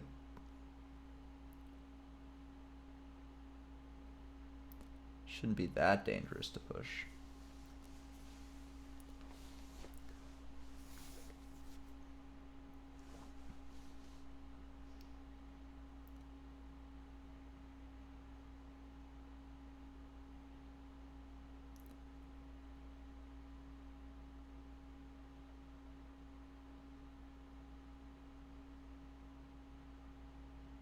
Oh, that I gotcha. Well, some people do just lose that fast. I've seen. I never want to judge. Some people just they're just starting, you know. They're just learning. They just learned how the knight moved. They're just trying to have a good time with this new board game they got. That's cool. I never want to assume.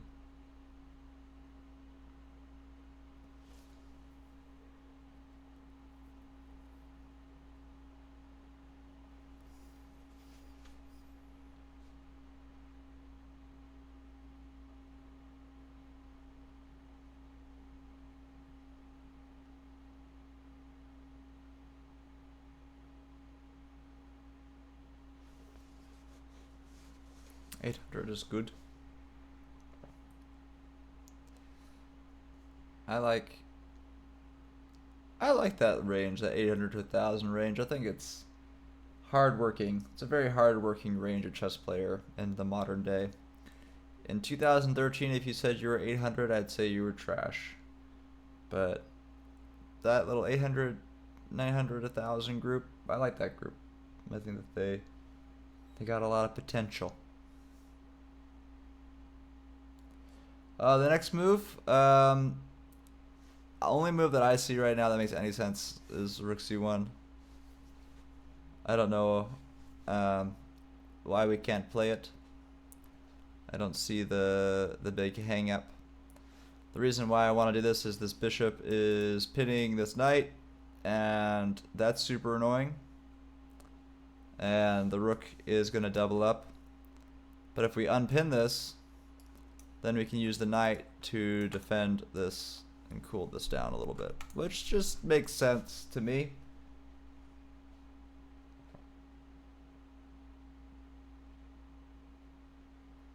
Oh, people make mistakes at 1,000 for sure.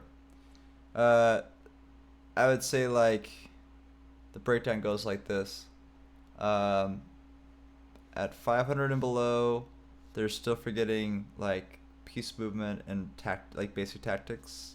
500 to 800, you're learning how to remove half move blunders. 800 to 1,000, you basically are mastering full turn ideas and not doing full turn blunders. And then the 1,200 is basically you're removing mistakes. You're removing name of the champion. Which champion? Oh, Ding Liren? The world champion?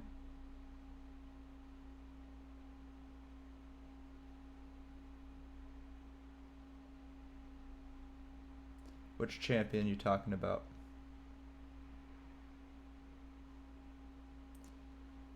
Yeah, I don't see any other options other than Rook C1. Unless there's some crazy magic trick. It's like sacking Rook.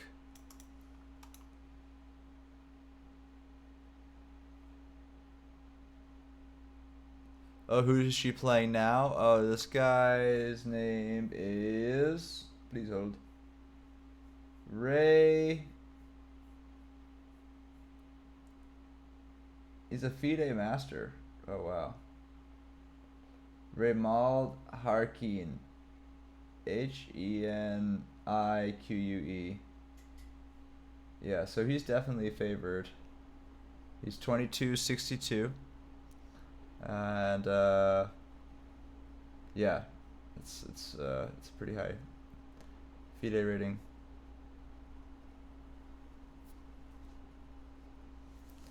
But Alex is playing well. I still predict a draw, even though he's playing ostensibly perfect chess. I think that she can draw this. I really do. 2262.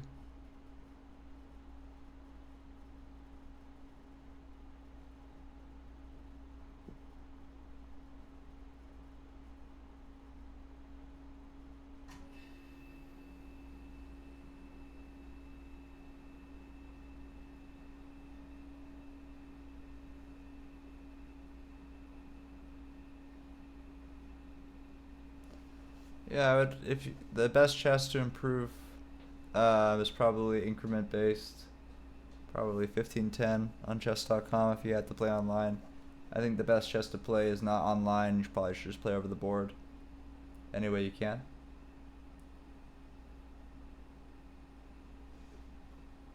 Yes, Bolivian, correct.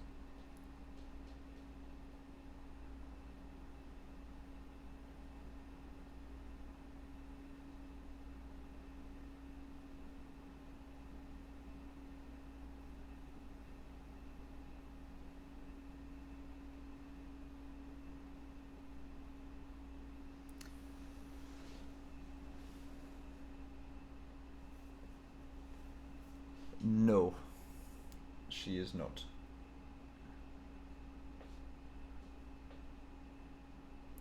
Yeah, this tournament is in Spain. Yeah, she lives in France.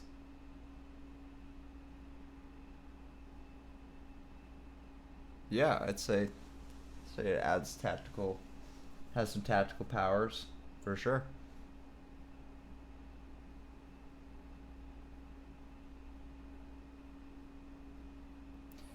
Yeah, that's why I say the best thing you can do is just play tournament chess over the board if you want to get better. That is the main way. Yeah, orientation change, getting used to the environment, like dealing with like your opponent's facial expressions, writing the games down. Hey, look, the move that I said was gonna happen happened. So I wonder why that move took so long to play. I wonder what the ghost was that she was seeing that slowed that move down. I don't think that move deserved that much love and attention, but you know, when you're in it, you're in it.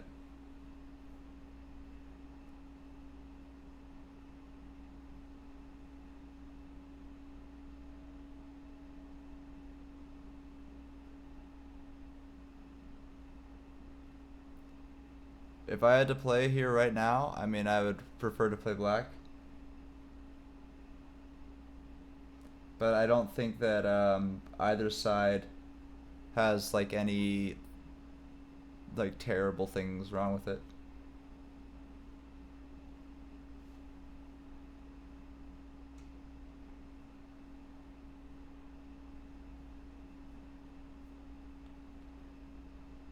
I mean, yeah, it's just like a time management issue only because her opponent does have 30 minutes on top of what she has. And if we don't get to move 40, we don't get our extra hour. And if we get our extra hour when we're down a significant amount of material, then it won't matter. So, yeah, we don't want to get into this awkward spot where we only have like a couple minutes left before our move 40. Because we might rush those moves and that would make this big material imbalance that hour will not fix. You know what I mean?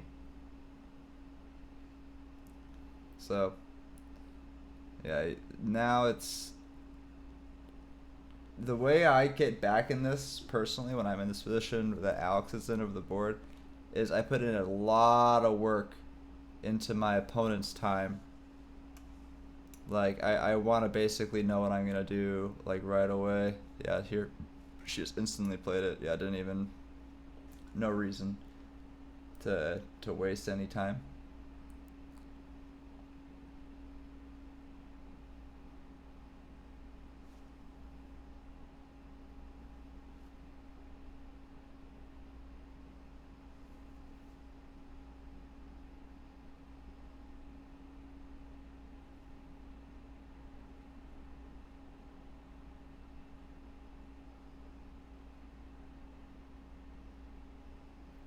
Yeah, I think we're gonna see a tie. I know I keep saying that, and it's kind of boring to hear me say that, but that would be a fantastic result for Alex if she tied this game. That would be super super good. She had a winner first round. She ties a FIDE master. That would really really help her a lot.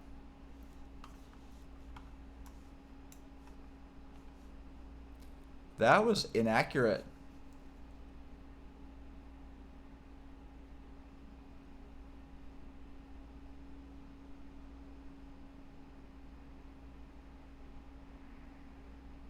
Yeah, we were looking at that earlier. This doesn't seem like it.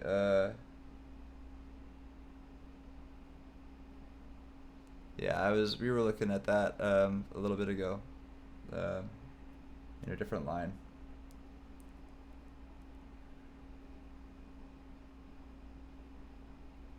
E5. I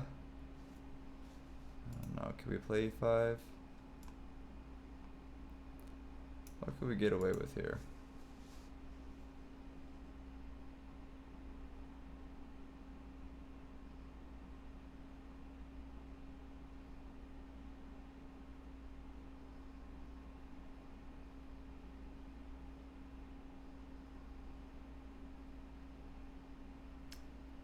We could probably commit E5. That's one of those moves that is super fun and easy to play in a blitz game, but then like you have to play it in a slow game, and it's like really really hard to play. But I mean, I see the what you get out of it if everything goes your way. You just get some nice pressure. You can trade some stuff off. You can go lots of different directions with it.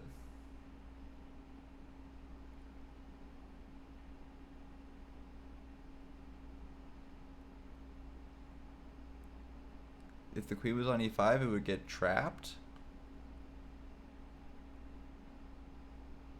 Really?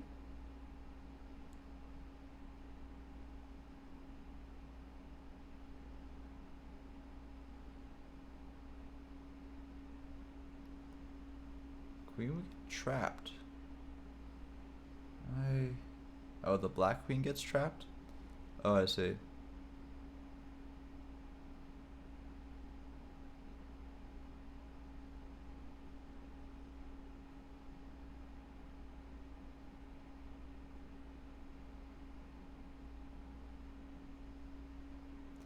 Yeah, I wouldn't get too obsessed with trying to trap this queen.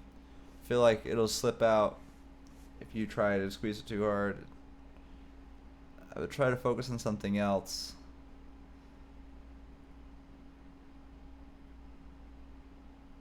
Since there's no dark squared bishop, maybe like an h4, h5 idea, but not obviously not right away. Maybe something in juxtaposed to these two.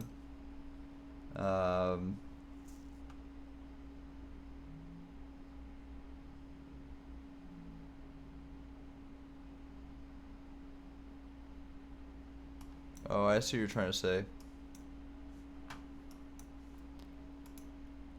But aren't we opening the doors to some other ideas now?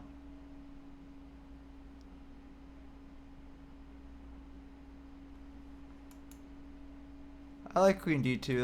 That's direct. It would probably just provoke, yeah, rook b8, right? But then maybe like if rook b8, then queen d4, and then you have that kind of idea. But then he'll probably just play queen d8. As soon as he just smells that his queen's in danger, he's just gonna hit the e-brake and either ship her to b2 or d8.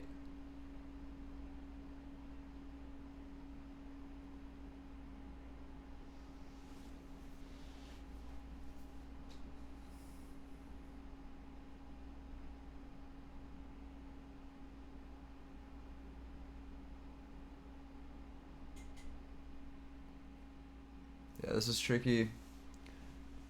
An hour against 17 minutes. That's rough. King h1.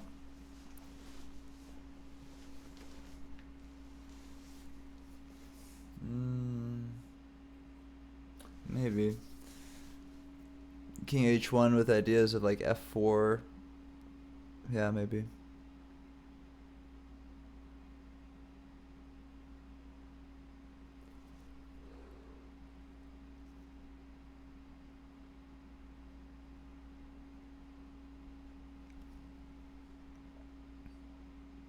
I don't know. I keep trying to find ways forward to get like active winning pieces, but I just don't think that there's enough on the board to make a really concrete winning idea. I think it's just much more plausible that we're gonna see some type of liquidation into a draw. And that might start off with e4, d takes e, queen takes d, queen to d8, and queen to a8, you know. Oh, not a8, whoops. Yeah, there's a bishop there now. Queen a7. Yeah, so we could have something like this.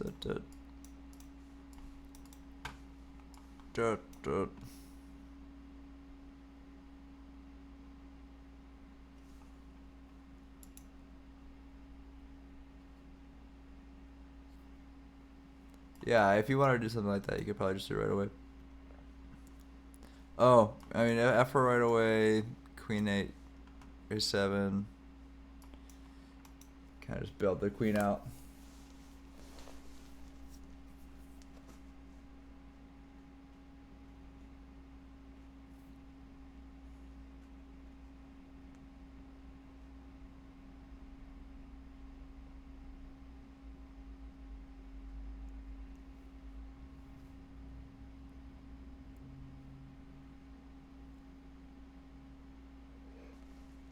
Yeah, I don't know if we could push f4 or have the time to play king h1.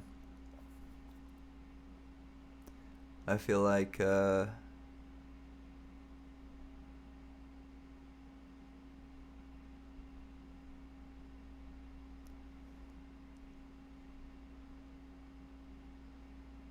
think e4 here, I mean e5, e4, e5 here is actually not insane.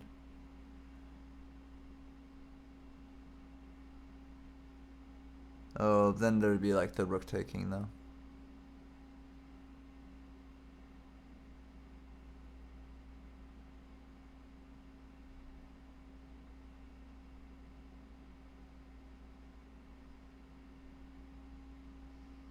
What about like queen b5? Can we do that?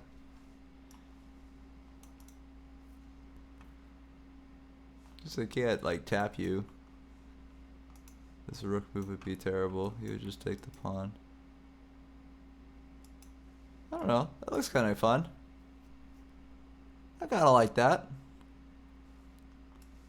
Rook takes.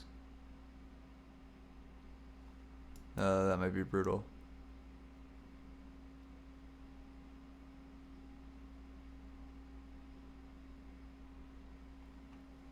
Alright, so she just threw f4 in the board. No king over. Yeah, that was incorrect. This was a move that you play when you have 14 minutes.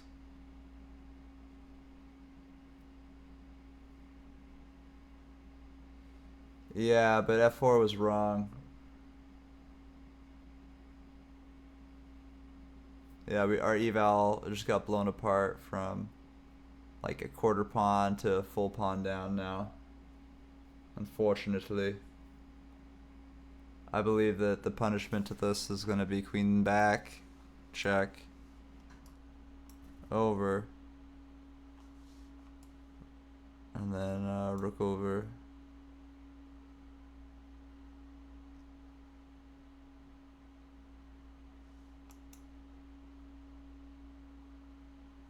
It might even just be as simple as just rook over, because you're going to be able to just take down the middle.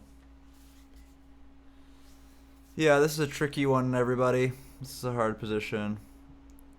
Hopefully he misses this idea. If he misses the right idea here, then we might be in an even better position. But I feel like this is the kind of move that you play. Can we tell what move they're on? Yeah, I can tell you what move they're on. They are on...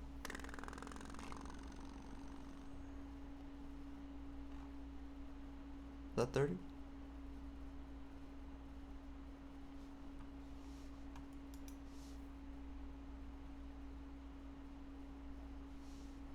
Oh. Sorry, I ruined the board. Please hold. Can everyone see? Fantastic.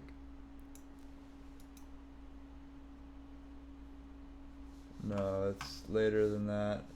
If you're looking on the main screen, they have a delay on their positions.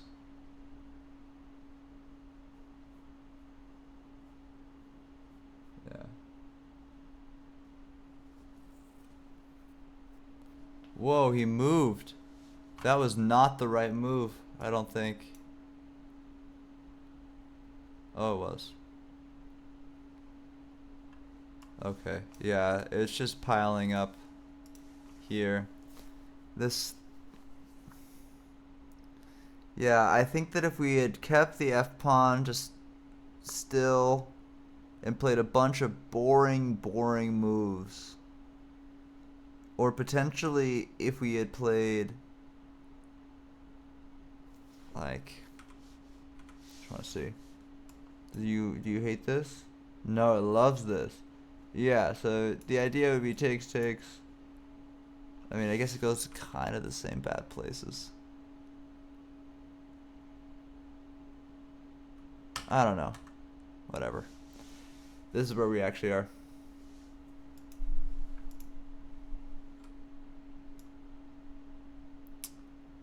It's always super annoying when you have access to Stockfish when you're watching someone playing who doesn't have access to Stockfish, because you will typically get really critical of a position that's probably pretty normal or even.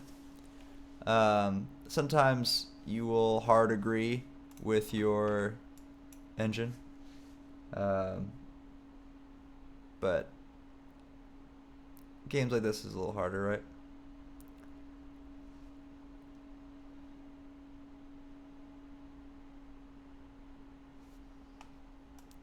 Okay, queen's coming over. Hello, thank you all for joining. My name is Ready Chess. I took over Alexandra Chess's YouTube channel to help her stream her over the board tournament. So I'm doing a little light analysis here, and we're talking about different ideas and lines. Currently, Alex has about 12 minutes left. She's playing against a FIDE master who has about 55 minutes left. We're down a theoretical pawn, and anything can happen. So, welcome.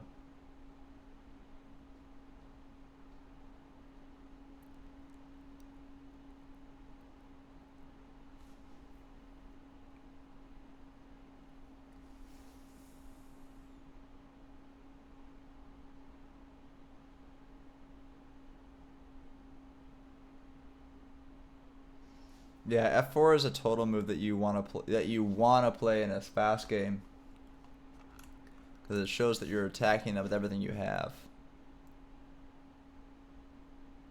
Did I miss something? Did I miss a move? Or was that just a rough move that got played?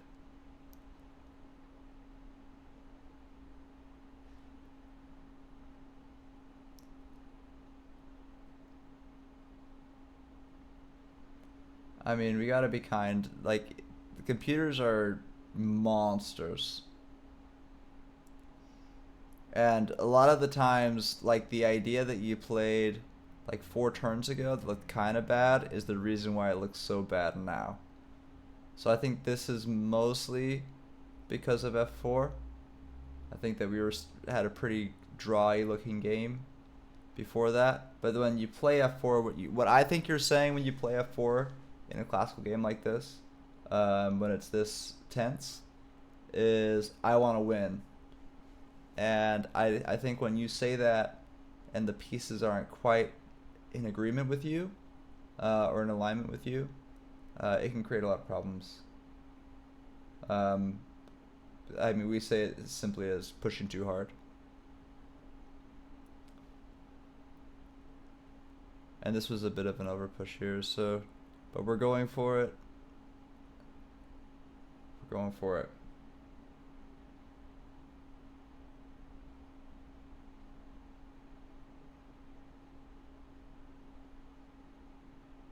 Oh yeah, she's playing amazing.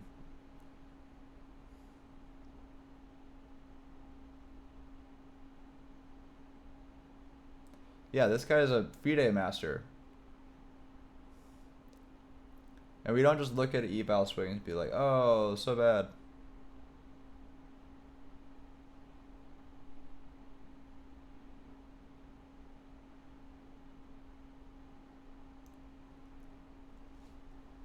Yeah, I'm not too worried about her clock. I feel like that she might have almost overpaid the time to the clock and got into this overly aggressive position. I think if you have to move fast, if you are at a tournament game and you have to move really fast, I think going into a position where you're more comfortable with being able to extract a draw when you feel slightly worse, it's super important. And committing pawns is one of the main ways that you're gonna find yourself committing to either a win or a loss, right? Something more permanent.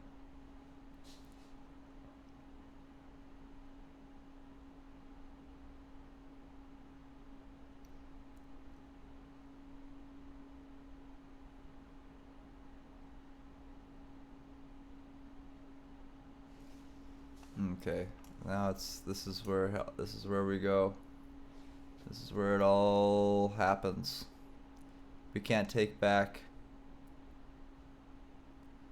with the queen because the rook would take. We can't take back with the rook because the queen will check. Yeah, this is gonna get super brutal.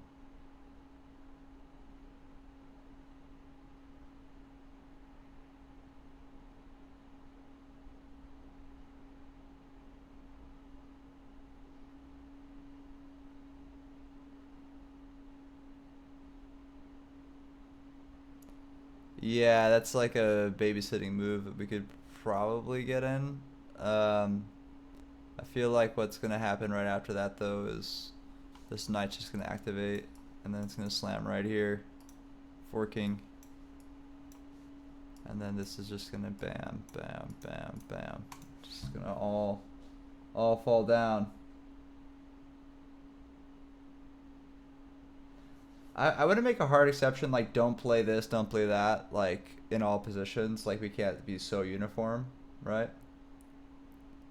I don't think that that's possible. But I do think that doing a move like f4 is stating I'm going to push for this expansion for a win, right?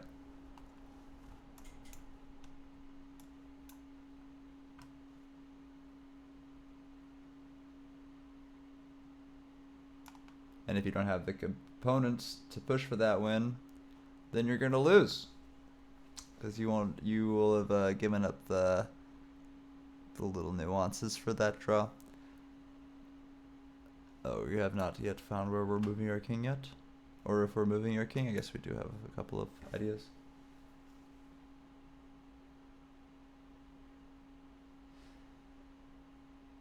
Yeah, I would say having a little bit more fluff is nice.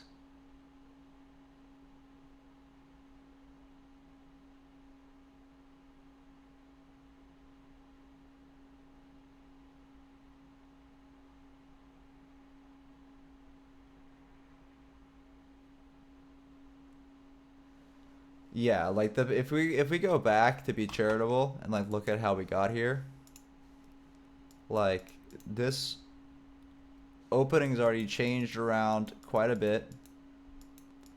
We had this huge fight for the queen side really early on. We struck at the center a little early. This pawn expansion was a little early. But then we played it really well, found a really nice neutral position. Oh, we did not play that move. Played this move. Everything went really nice. But then, yeah, we pushed a little too hard. And now we're deciding if we want to block with our bishop or just put our king on f2, which is unfortunate.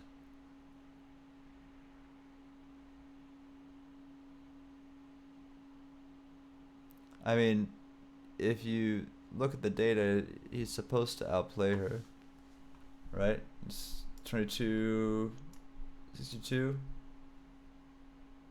Yeah, he's supposed to, but I would say that she definitely could have drawn. He wasn't playing bad enough to lose.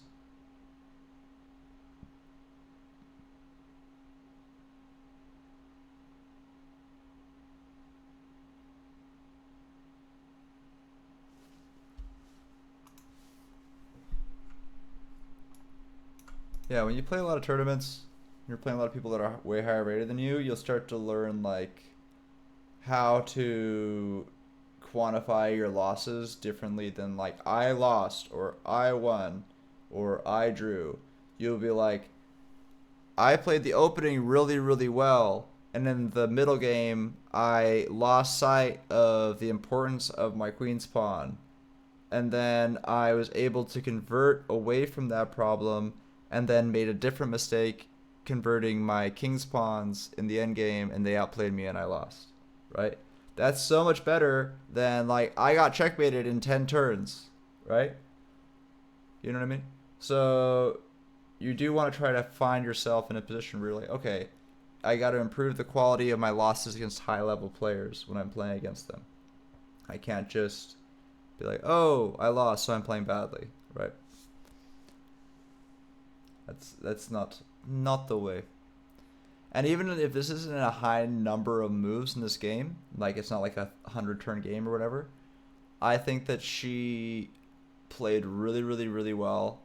Had a couple of really clever conversions that a lot of people would be scared to play, even in a speed chess game, and she played them in a classical game. And then I think that time management, not just time management like on the clock, but like there was one move in particular, I think it was like rook c1, took a really long time. I think it was almost a forced move. Just like when there's not any good options to like not let that burn your time to nothing.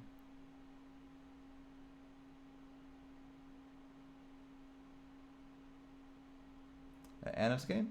I wasn't. Oh, we're doing stuff now.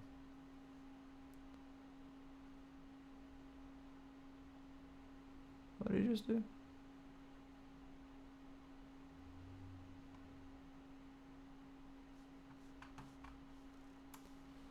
He said check. That's what he said. So the bishop came back. You went for the check. Oh my gosh, that was a huge misplay. We're back in it, everybody. After all that trash talk, after all this hopelessness, we are back in it. Would you look at that?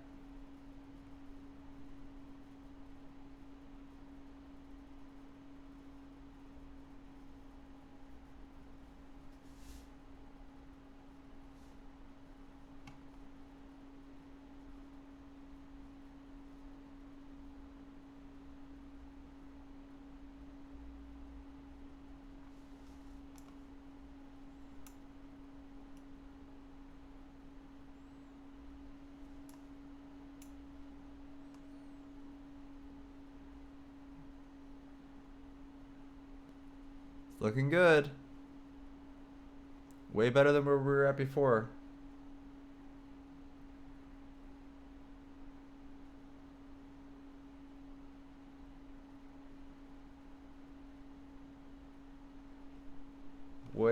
way better.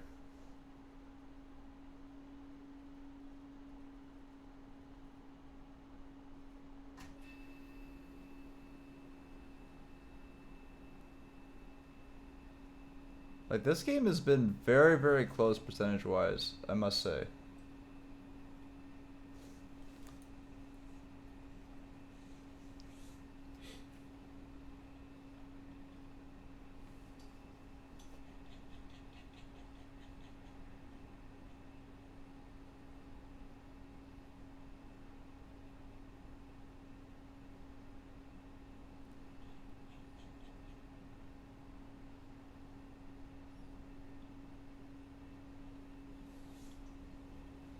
Okay, hello. Oh, whoopsie. This is 9 p.m. in Japan. I'm going to start the tutorial live. Okay. Did I miss anything? No moves? Good. Pretty sure that knight just gonna go plop. But he also might go here.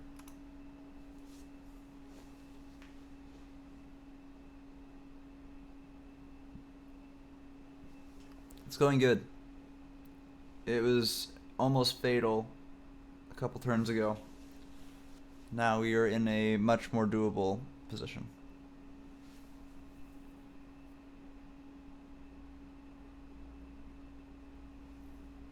Yeah, she almost lost outright.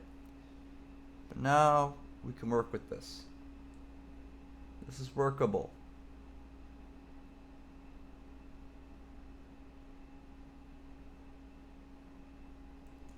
Yeah, that 8 minutes to 50 is pretty stressful, I'm not gonna lie. I'm sure we'll be bumping into that extra hour pretty soon here, as we just flew off a bunch of moves, and then we're gonna be able to play waiting moves and all that kind of stuff coming up in a little bit.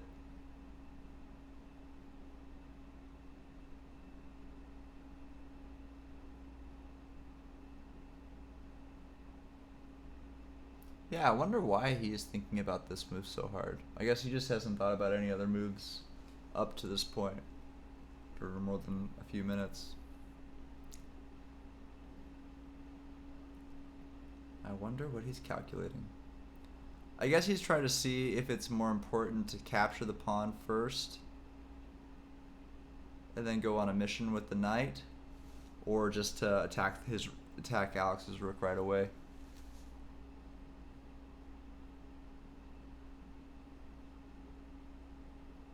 See Anna's board? I don't want to mess up my framing on this one. It's a little delicate, a little hodgepodgey. After the game, I can pull up other games.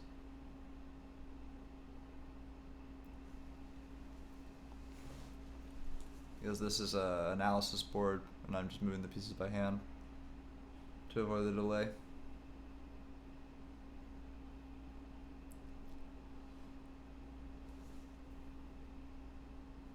Sorry.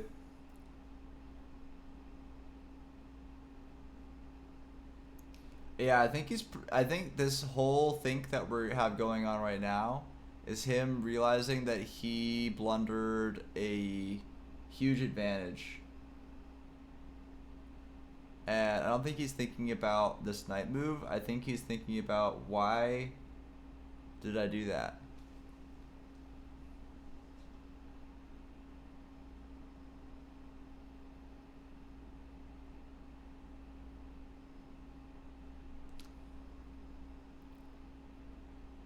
Yeah, I think that he's mostly just thinking, like, why did I make this so much harder on myself? And that's the main thing going on.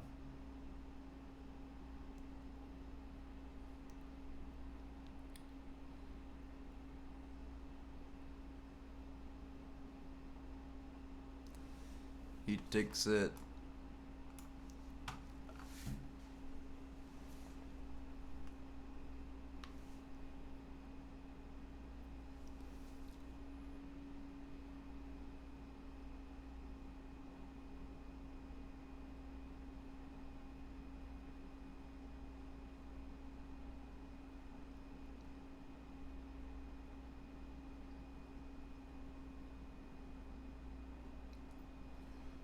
Yeah, that's my prediction that she draws. That was my prediction earlier, and within this range, it's still my prediction that she draws.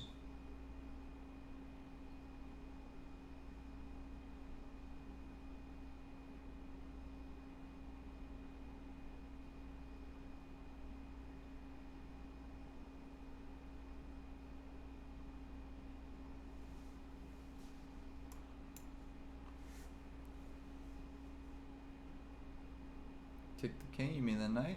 What you mean?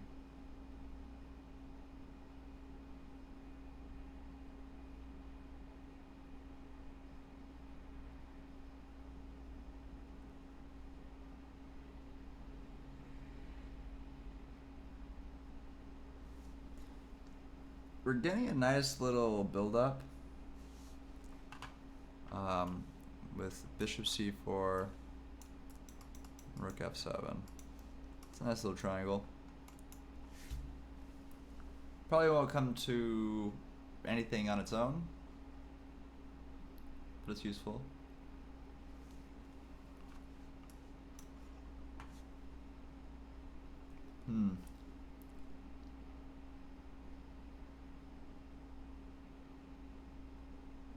Yeah, I guess we would probably not want to have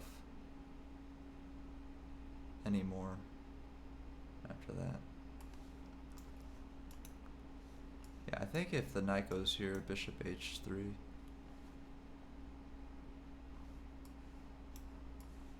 Nah, Alex is better if that goes through. Oh wow, this is building up. Hello everybody, thanks for joining. My name is Ready Chess. I am doing some commentary on Alexandra Chess's YouTube channel for her over the board tournament. Thank you for joining us.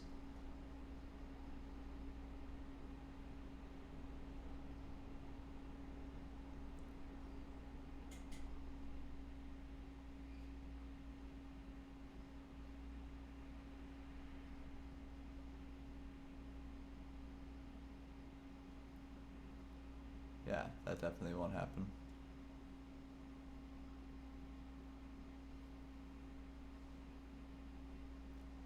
It would be a... Yeah, I don't think he's going to do it, because I don't think he's going to want to trade into a bishop endgame. So...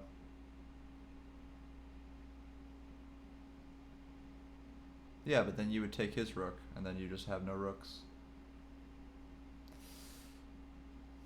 So... Now...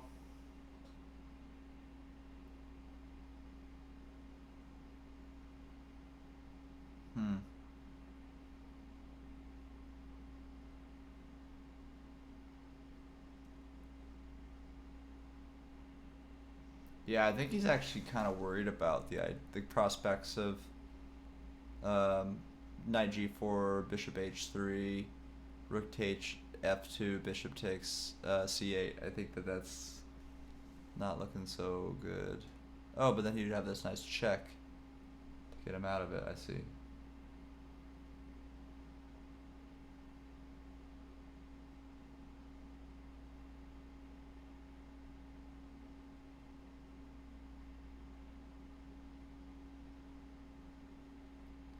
Hello.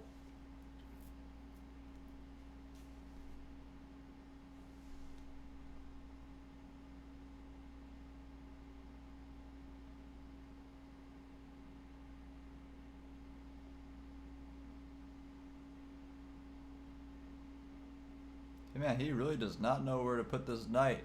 He's really stuck. He does not want to play any type of knight versus bishop, no rook endgame against her. But I think he can avoid it, right, with this check. So here's the line I'm looking at right now. If the knight comes down, bishop h3, then you'd have this nice little check first. And I guess this would come back. If takes, and now you're taking this for free. That's probably more playable.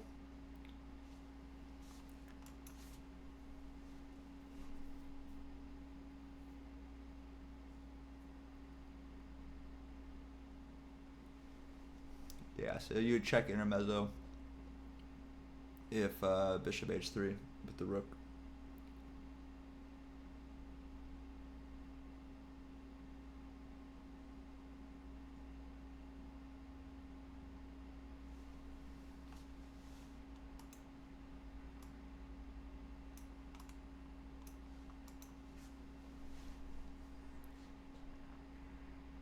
Yeah, have a good day. Good stream. Thank you so much. Thanks for stopping by. Wouldn't it be great if you just sat on this move for like 45 minutes? Never figured it out. I think about that stuff when I'm in tournaments. Like, you could just not move if you want. Just think about it forever.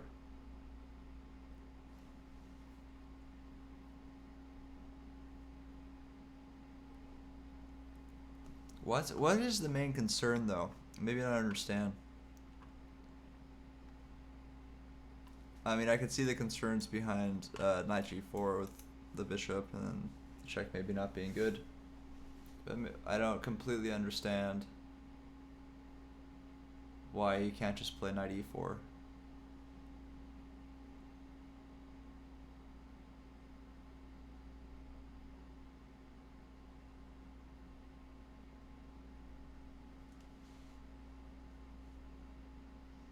Yeah, I don't see the rocket science. Knight e4.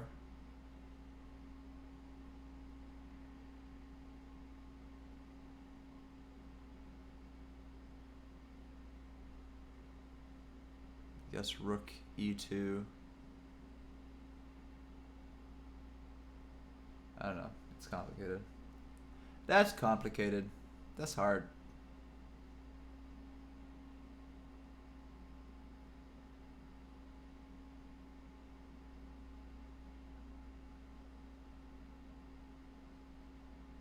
Wow, I've been streaming this for 2.5 hours so far. Dedication. Sorry I haven't had the most active commentary, everybody. It is quite late for me. It's like 4 in the morning. Doing my best. Thank you for bearing with me while we watch this good game.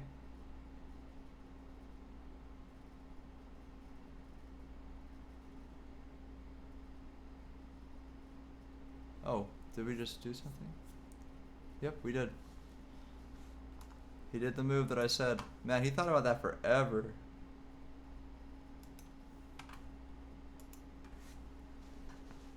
Just for my prediction to get thrown in.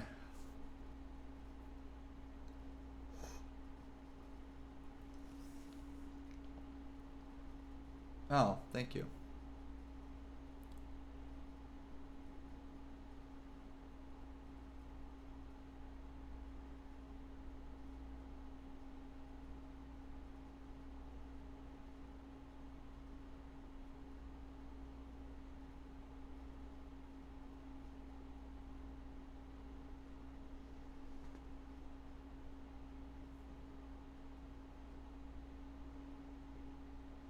Yeah, I'm a little scared dislodging this b-pawn. I feel like it's a very natural mission to earn our bishop. I guess if you can zigzag back in time, you can get away with it. But it's a little sketchy. A little difficult.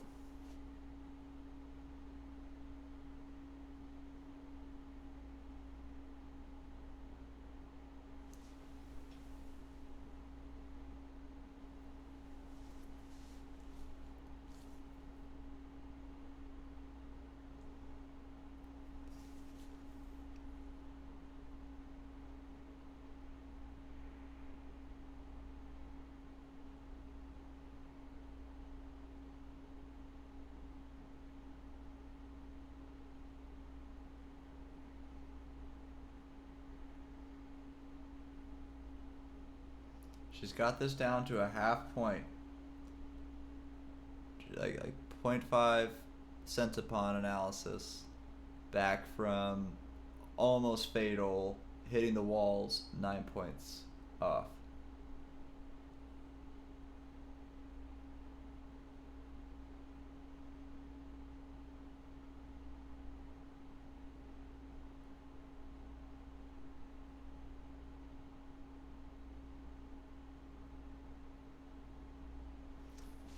Yeah, maybe the rook lift idea is kind of okay. Rook lift, knight over, bishop takes, rook down, rook back, knight takes, king up. I don't know. It's complicated. This is what they're doing right now. They're just going through a bunch of different little shapes that they want to make, what their goals are. The thing that I was most happy about was trying to make some type of triangle shape going off of this stuff. But first we'd have to, of course, find a better home for this. That blocks this square. It's annoying.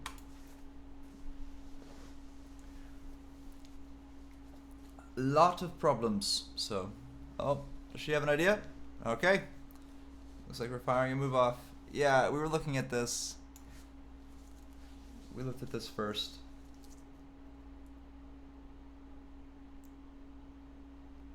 This was our first idea. I think it paces out okay. Basically, rook's gonna come down. Oh, I'm sorry. Knight over. Rook takes. Rook comes down, threatening the piece. Rook comes back. Knight takes pawn. That's how that would go.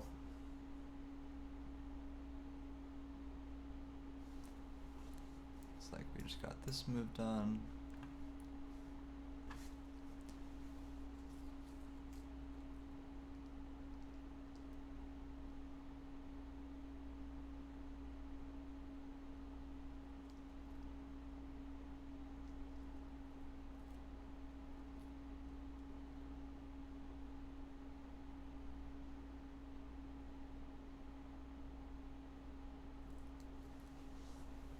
Yeah, I think she's trying to decide if it's worth liquidating off everything.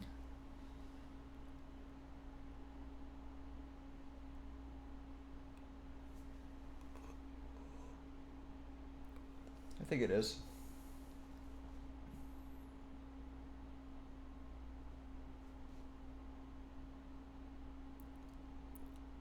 The rooks are gone.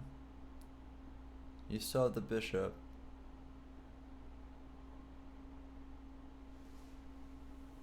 I think you could stop if they have one pawn extra. So yeah, I think that she's probably gonna snap this pawn, allowing rook c1, and then just play back to rook f4, and then allow your pawn to fall. Knight takes b3. And yep, here we are playing this. Here he is playing that. Look at us seeing the future.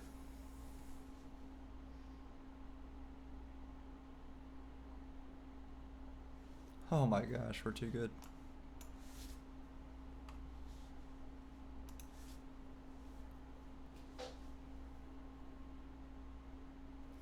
For him, but I still got it. Let's go.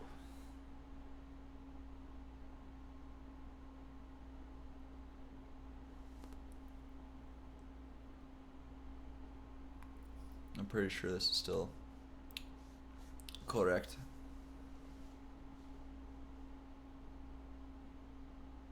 Mm-hmm.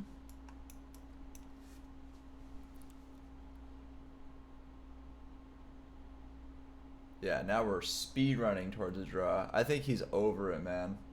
I think he's tired.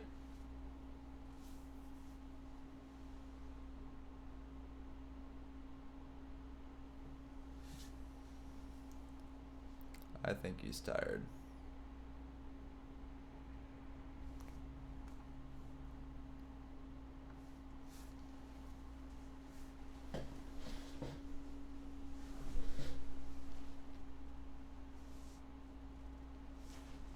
Yeah. Well, it depends on the pressure, right? Time pressure, you can clutch out time pressure, right? But if you're just completely busted, then you're just totally busted, right? This we can totally do. Adding 10 seconds per move from here on out, every move, in a position that's pretty doable. I don't think you need perfect play to get a draw here. Even medium good play would do.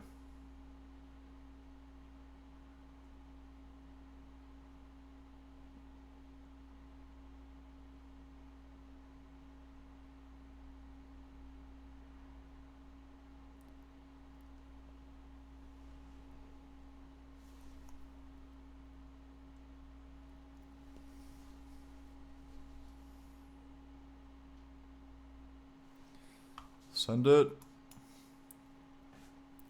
That was a bit of a ship it, but it's fine. I see where she's going. She wants to put the bishop after king g. g2, bishop g, bishop c4. Oh, she pushed too hard. This might have been too much.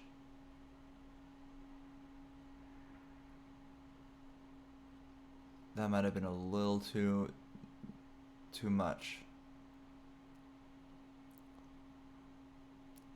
Again, I think it's kind of like the same problem that happened the first time. I think we worked really hard. We created a nice position that draws well.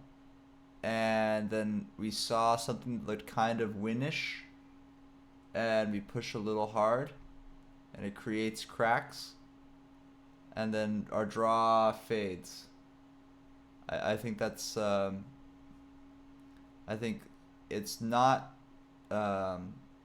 defeatist to say this is more of a drawn game. I should try to lock this thing down, get this thing shut out. But I mean, it is good to be able to pivot if it turns into an obviously winning game. But I don't think that this guy's literally made any mistakes to the point where you could convert this to a win.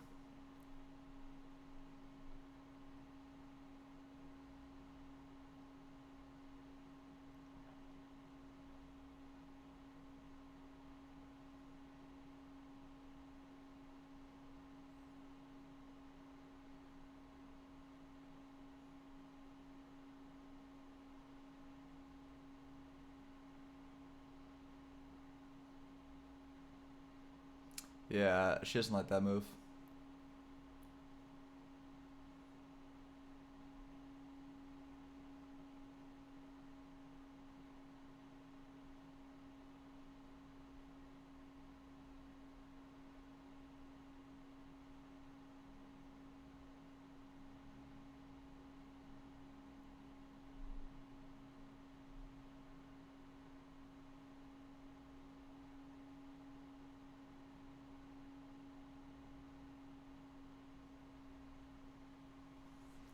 Yeah, I don't see a through line from here.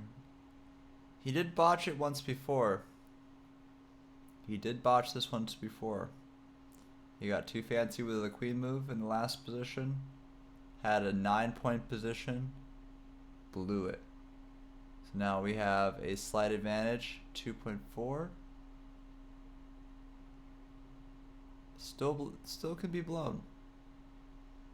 We're not going to get too upset. Our draw condition is we need to get rid of everything except for the knight.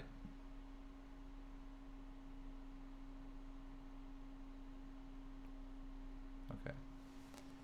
He's going to bring the knight in. He's going to allow us to check him with the pawn. Why?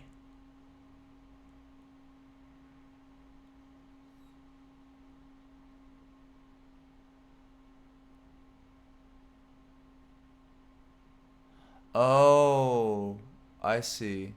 Because it takes king over, rook takes, knight takes, king takes, and then your king takes the f pawn because there's no more defenders. Okay, so you'll get an extra pawn.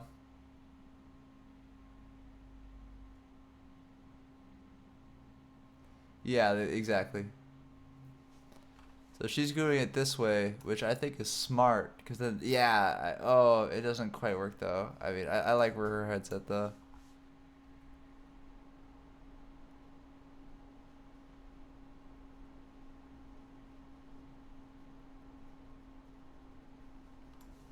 Yeah, I don't think that they're gonna be able to intertwine. She doesn't technically need to write her moves down anymore. She doesn't want to. She's in scramble.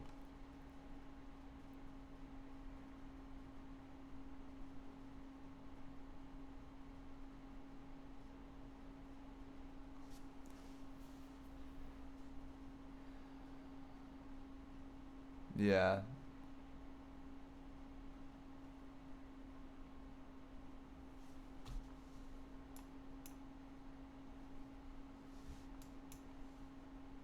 Yeah, I think we're gonna get a bunch of instant moves here, and then, you know.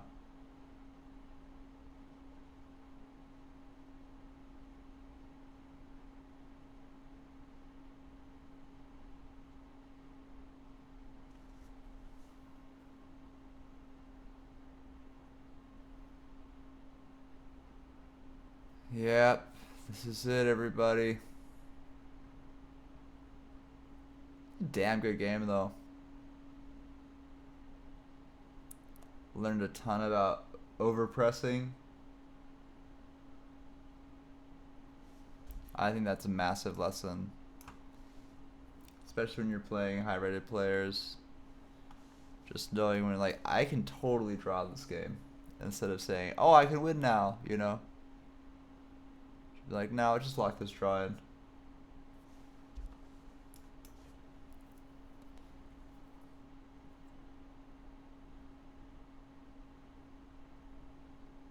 Hey, I've seen a grandmaster hang their queen before in the endgame, so playing against me. So can anything happen? Yeah, anything can happen.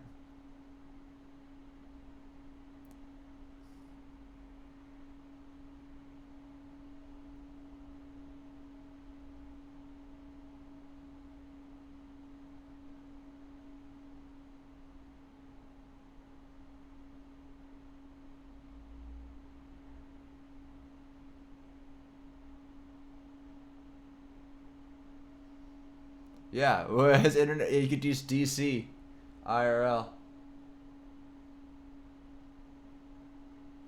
Sure.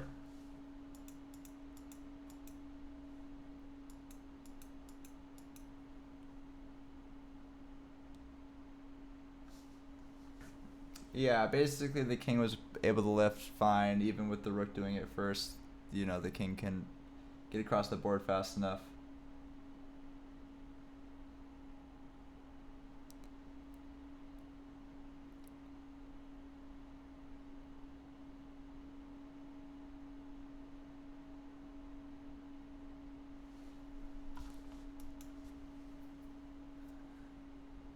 Alex is so pissed.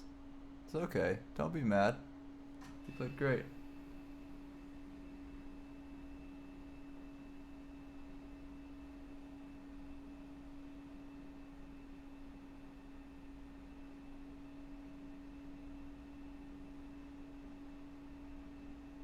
She's like, why are you thinking? That's what she's saying.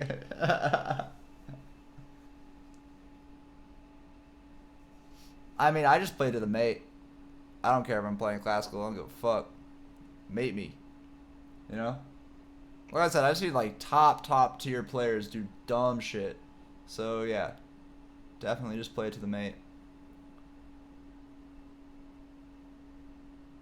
Try to stick a stupid stalemate by force.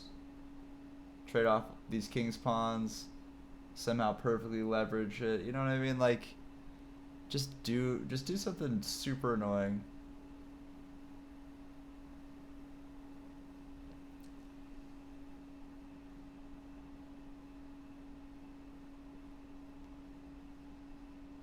I mean, yeah, it's loss. It's not. I'm not challenging the assessment of the position. We're just talking about the the prospects of the methodology when you're at a tournament.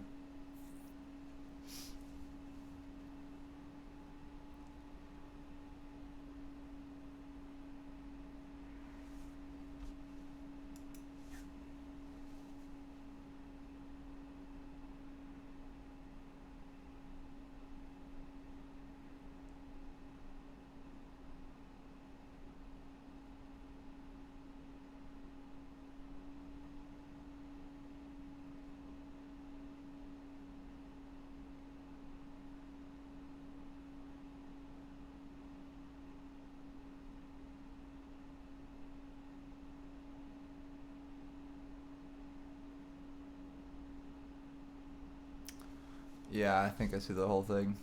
So it's gonna go like this, and then if here, then here, and then if here, oh wait, be here, here, here, here.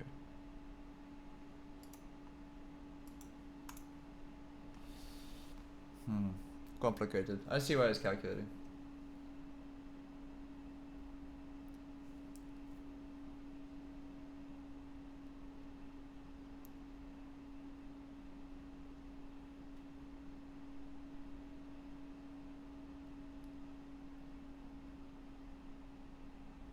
Because technically speaking,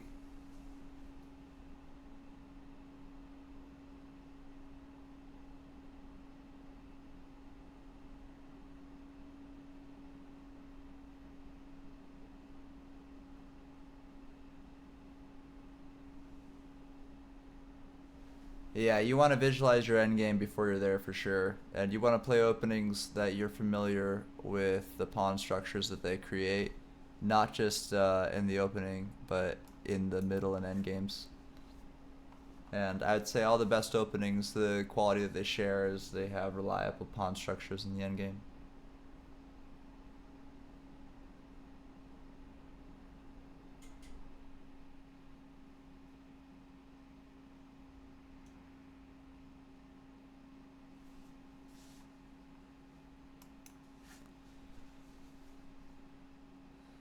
Okay.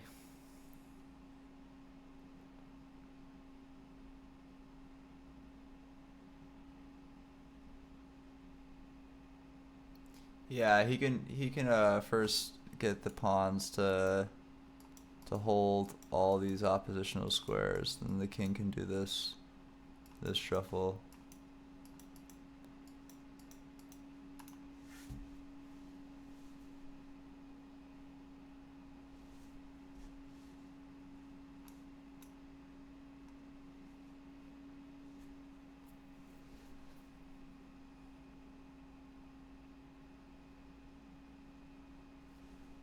Yeah, I think he's trying to provoke king over, king over.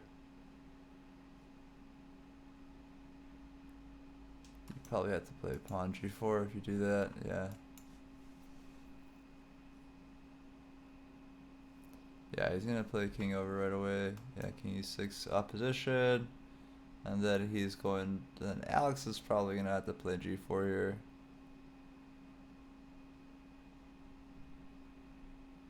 Just to have a second eye on this square. Keep the king holding this down. King over, and then maybe you can play h4.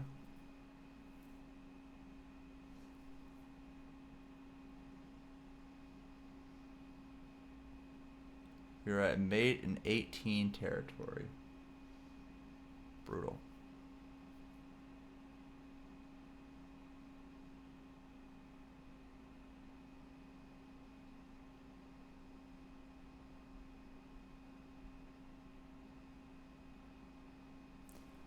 I agree.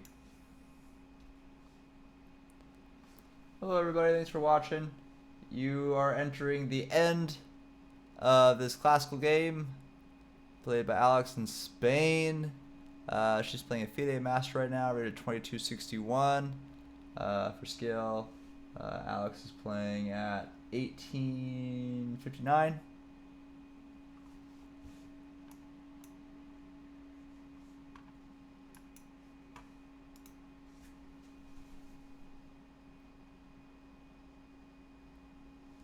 Very accurate game.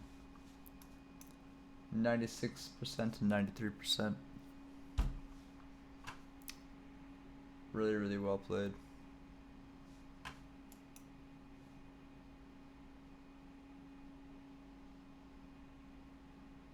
Pretty sure that, yeah. Yep.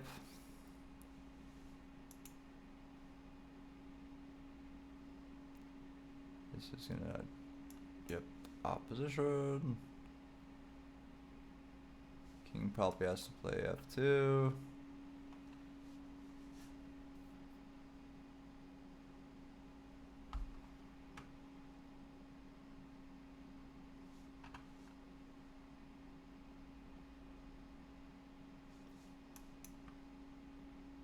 Smart. So then either one, you can grab the opposition. Good idea.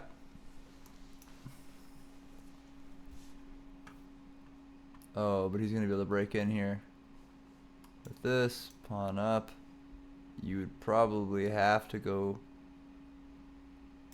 king over to keep him from taking these pawns and queening. Oh my god, this is 22-61. This black's yellow.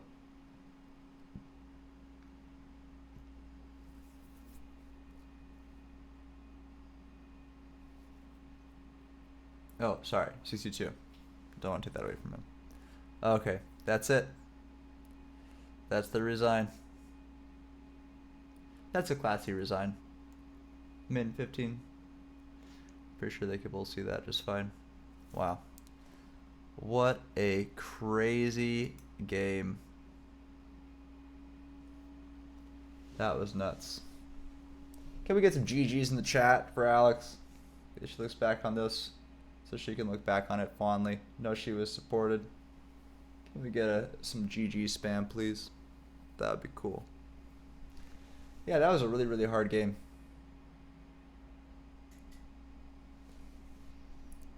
Yeah, that was really, really, really, really difficult. Oh yeah, super well. Crazy well.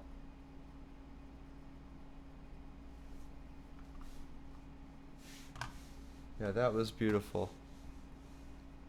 Well played. Yeah, we played 45 moves. We never got any bonus time. So I guess this didn't have any bonus time. If that's the case, if this whole event doesn't have any bonus time after move 40, then she's gonna have to improve her time management skills for opening stuff, and stick to openings that are feeling a lot more just ready and available. Like, we shouldn't be uncastled for long periods of time, waiting around hoping that the tactics will resolve in an amicable way. I think that was probably the most painful part of it. I wish we could hear their analysis as well. I think that he was pointing out earlier just that she had pretty good chances after. Yeah, now he's talking about his terrible queen move. This queen move was terrible. Here, I'll show you guys. So we actually had an interesting point in this game. If I can show you. Yeah. So we had an interesting point in this game where he was actually able to win a much sooner, and then kind of threw in the garbage can. Yeah, so here we had this tense position, and then after this check, it kind of just yard sailed away. So here it looked like, I think, what were we gonna do? Something like maybe rook takes rook. Yeah, something like this. I think that's how it was supposed to go.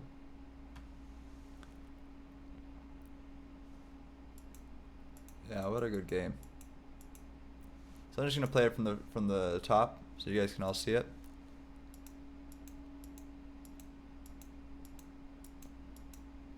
I think Alex is gonna. You're gonna say hi. Good game, Alex.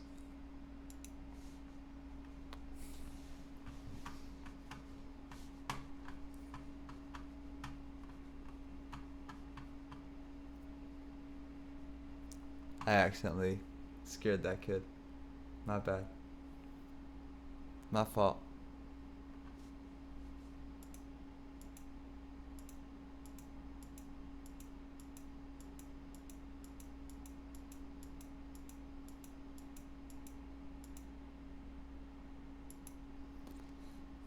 Are we gonna DC here? Probably. Looks like it. We'll see. But yeah, that was some crazy good games. That was very fun.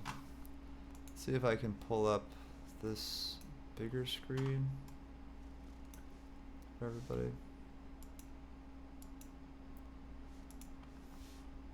Hi. Oh, hello. You have very poor internet connection where you're standing. We cannot hear you. Or we can turn off your camera and we can hear you better. If you want to do that.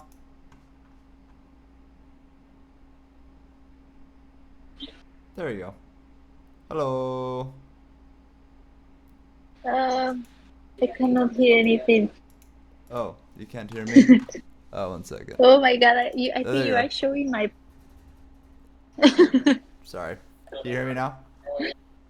Yes. Yeah, I'm okay. I don't think I showed anything. But I'm sorry. Oh, that was fun. How do you feel? Yeah, wait. Okay. I feel fine, but I was honestly I start the game not feeling okay. I think yes, there are excuses, but I think I had too much chocolate. Yeah, at Nice. the That's a good breakfast. excuse. I was, Solid. and my heart was like I don't know, really high the rhythm, and also the sugar levels. I don't know. And after that, when I went to the bathroom, I start to feel dizzy a little bit. I was like, "Oh my God, Alexandra, don't faint." Oh I was no. trying to breathe. Yeah, but I think I played bad the opening. I had troubles in the uh, queen queen wings queen side. I don't know. Yeah. No, I think you did really well. Yeah, we you can go through the analysis after and kind of see what we were looking at. But the main ones were just not being able to castle out of that after the queen started to get clamped up. You converted it really well though. Like after like when he was already kind of attacking your queen side and you were able to take the pawn with your queen Yeah. and not have to worry about the bishop taking because you take the queen. So like we had some Yeah. good conversions and stuff like that. But like maybe like pushing a Yeah. little bit too hard, like in like being happier with like a draw, you know what I mean, in positions where that was more on the table. Because there was lots of times I think where you had a draw on the table and then Yeah. you kind of pushed a little too heavy and then it made it so there was no more draw. It was only winning or losing basically from there. Yeah. But I think it was really I good. felt really, yeah, I felt really, really uncomfortable all the game. Yeah, Yeah. I that's try, massive. I try. I think you did Yeah. good. And everyone is Thank giving you you. GGs in the chat right now. I thank you, Kat. Thank you.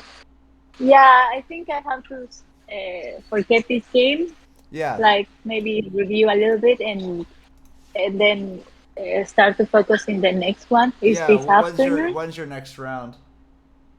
It's today afternoon here, How much? CEST, How 5 much? p.m. 5 p.m. Okay. So how much Yeah, time do you 5. have Yeah. to break? Yeah, I don't know what time is it. 1. Oh my God, I have 4 hours. I think the best thing is if I go now to eat something and Yeah, try to rest a little bit. Yeah, that's the way. All right, we'll definitely do yeah, that. yeah. I promise I will do my best in the next game, and I hope this time to win. Yeah, for sure. Thank you. Yeah, Thank absolutely. you for all your support, everyone. Thank you, Reti, for commenting the game Yeah, I did my and best. Sorry, everything. I was kind of tired, so I don't know if it's the best commentary in the world, but we did our best over here. I think it is. Thank you so much. I will read the chat a little bit in a minute. Yeah, that sounds Okay? good. All right, that sounds good. Okay. We'll see you Bye. soon. Bye. See you. Bye bye. All right. Well, that worked out. Well, GG's everybody. That was fun.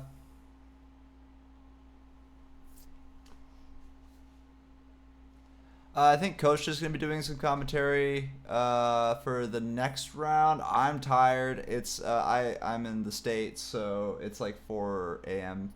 like for me. So I'm gonna go to bed. But yeah, I'm pretty sure Coach will be doing the next one, and then I will definitely be doing other ones throughout the event. Probably doing the morning rounds that she plays. I'll probably take those ones. Yeah, thank you all for watching. That was a great crew. That was fun.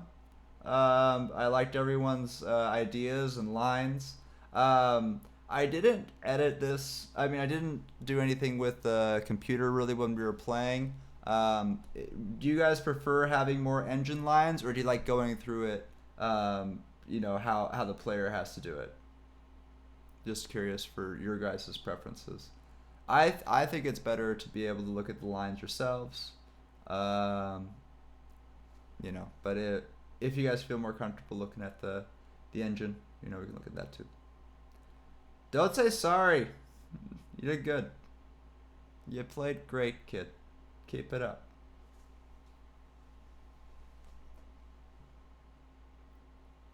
Yeah, I just don't like looking at. I mean, it's fine to see like that there's an eval shift, but I just don't like looking at engine lines. I mean, like, well, you didn't see king over king over king over king over king. You know what I mean? Like, I'd rather you look at it holistically and be able to look at the moves yourselves, and also not getting super distracted by these impossible fisherman lines that make absolutely no sense, right? Yeah, so we'll stick with no engine. I think it's just good for everybody, including myself, to do that. Um, yeah, you had a super strong opponent, Alex. You should not be sorry about that. You played really well. But yeah, that was great. Yeah, she played at a 96% accuracy for majority of that game, and then I think the last couple moves put it down to like a 93. And then your opponent was at a 99.6 for the majority of the game, and in the end put it down to like a 96. So it was a pretty absurdly accurate game. Pretty absurd. Not gonna lie.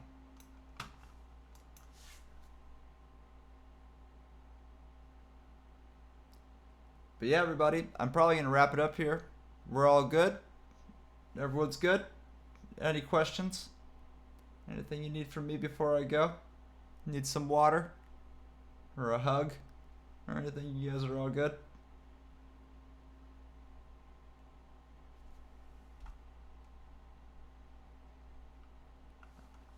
Alright, good night, team. Yeah, I'll leave the screen cap of the game. So we'll just play through the last little bit. That'll be the final.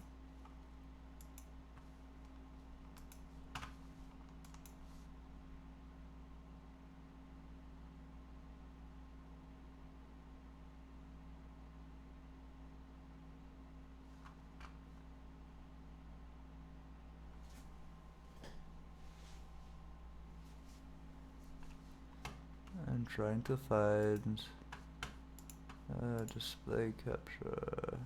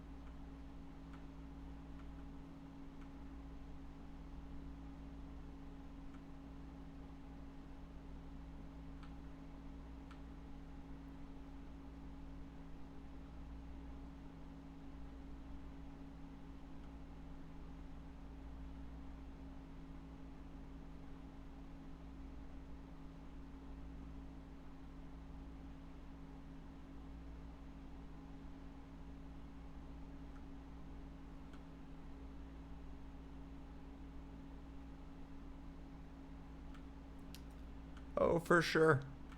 You know. Oh, we were right. F4 was the culprit. We were talking about that. Would you look at that?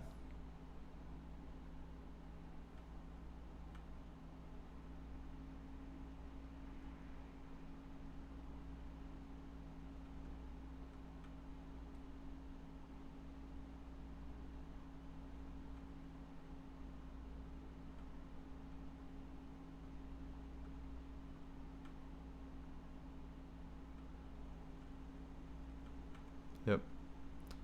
And then it's just technique from here.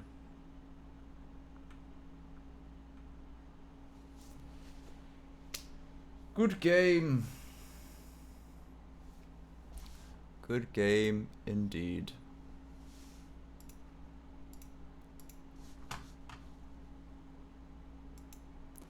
Okay. Super fun. Thank you all. Have a good night. See you next time. And good luck on your next round, Alex. See you later.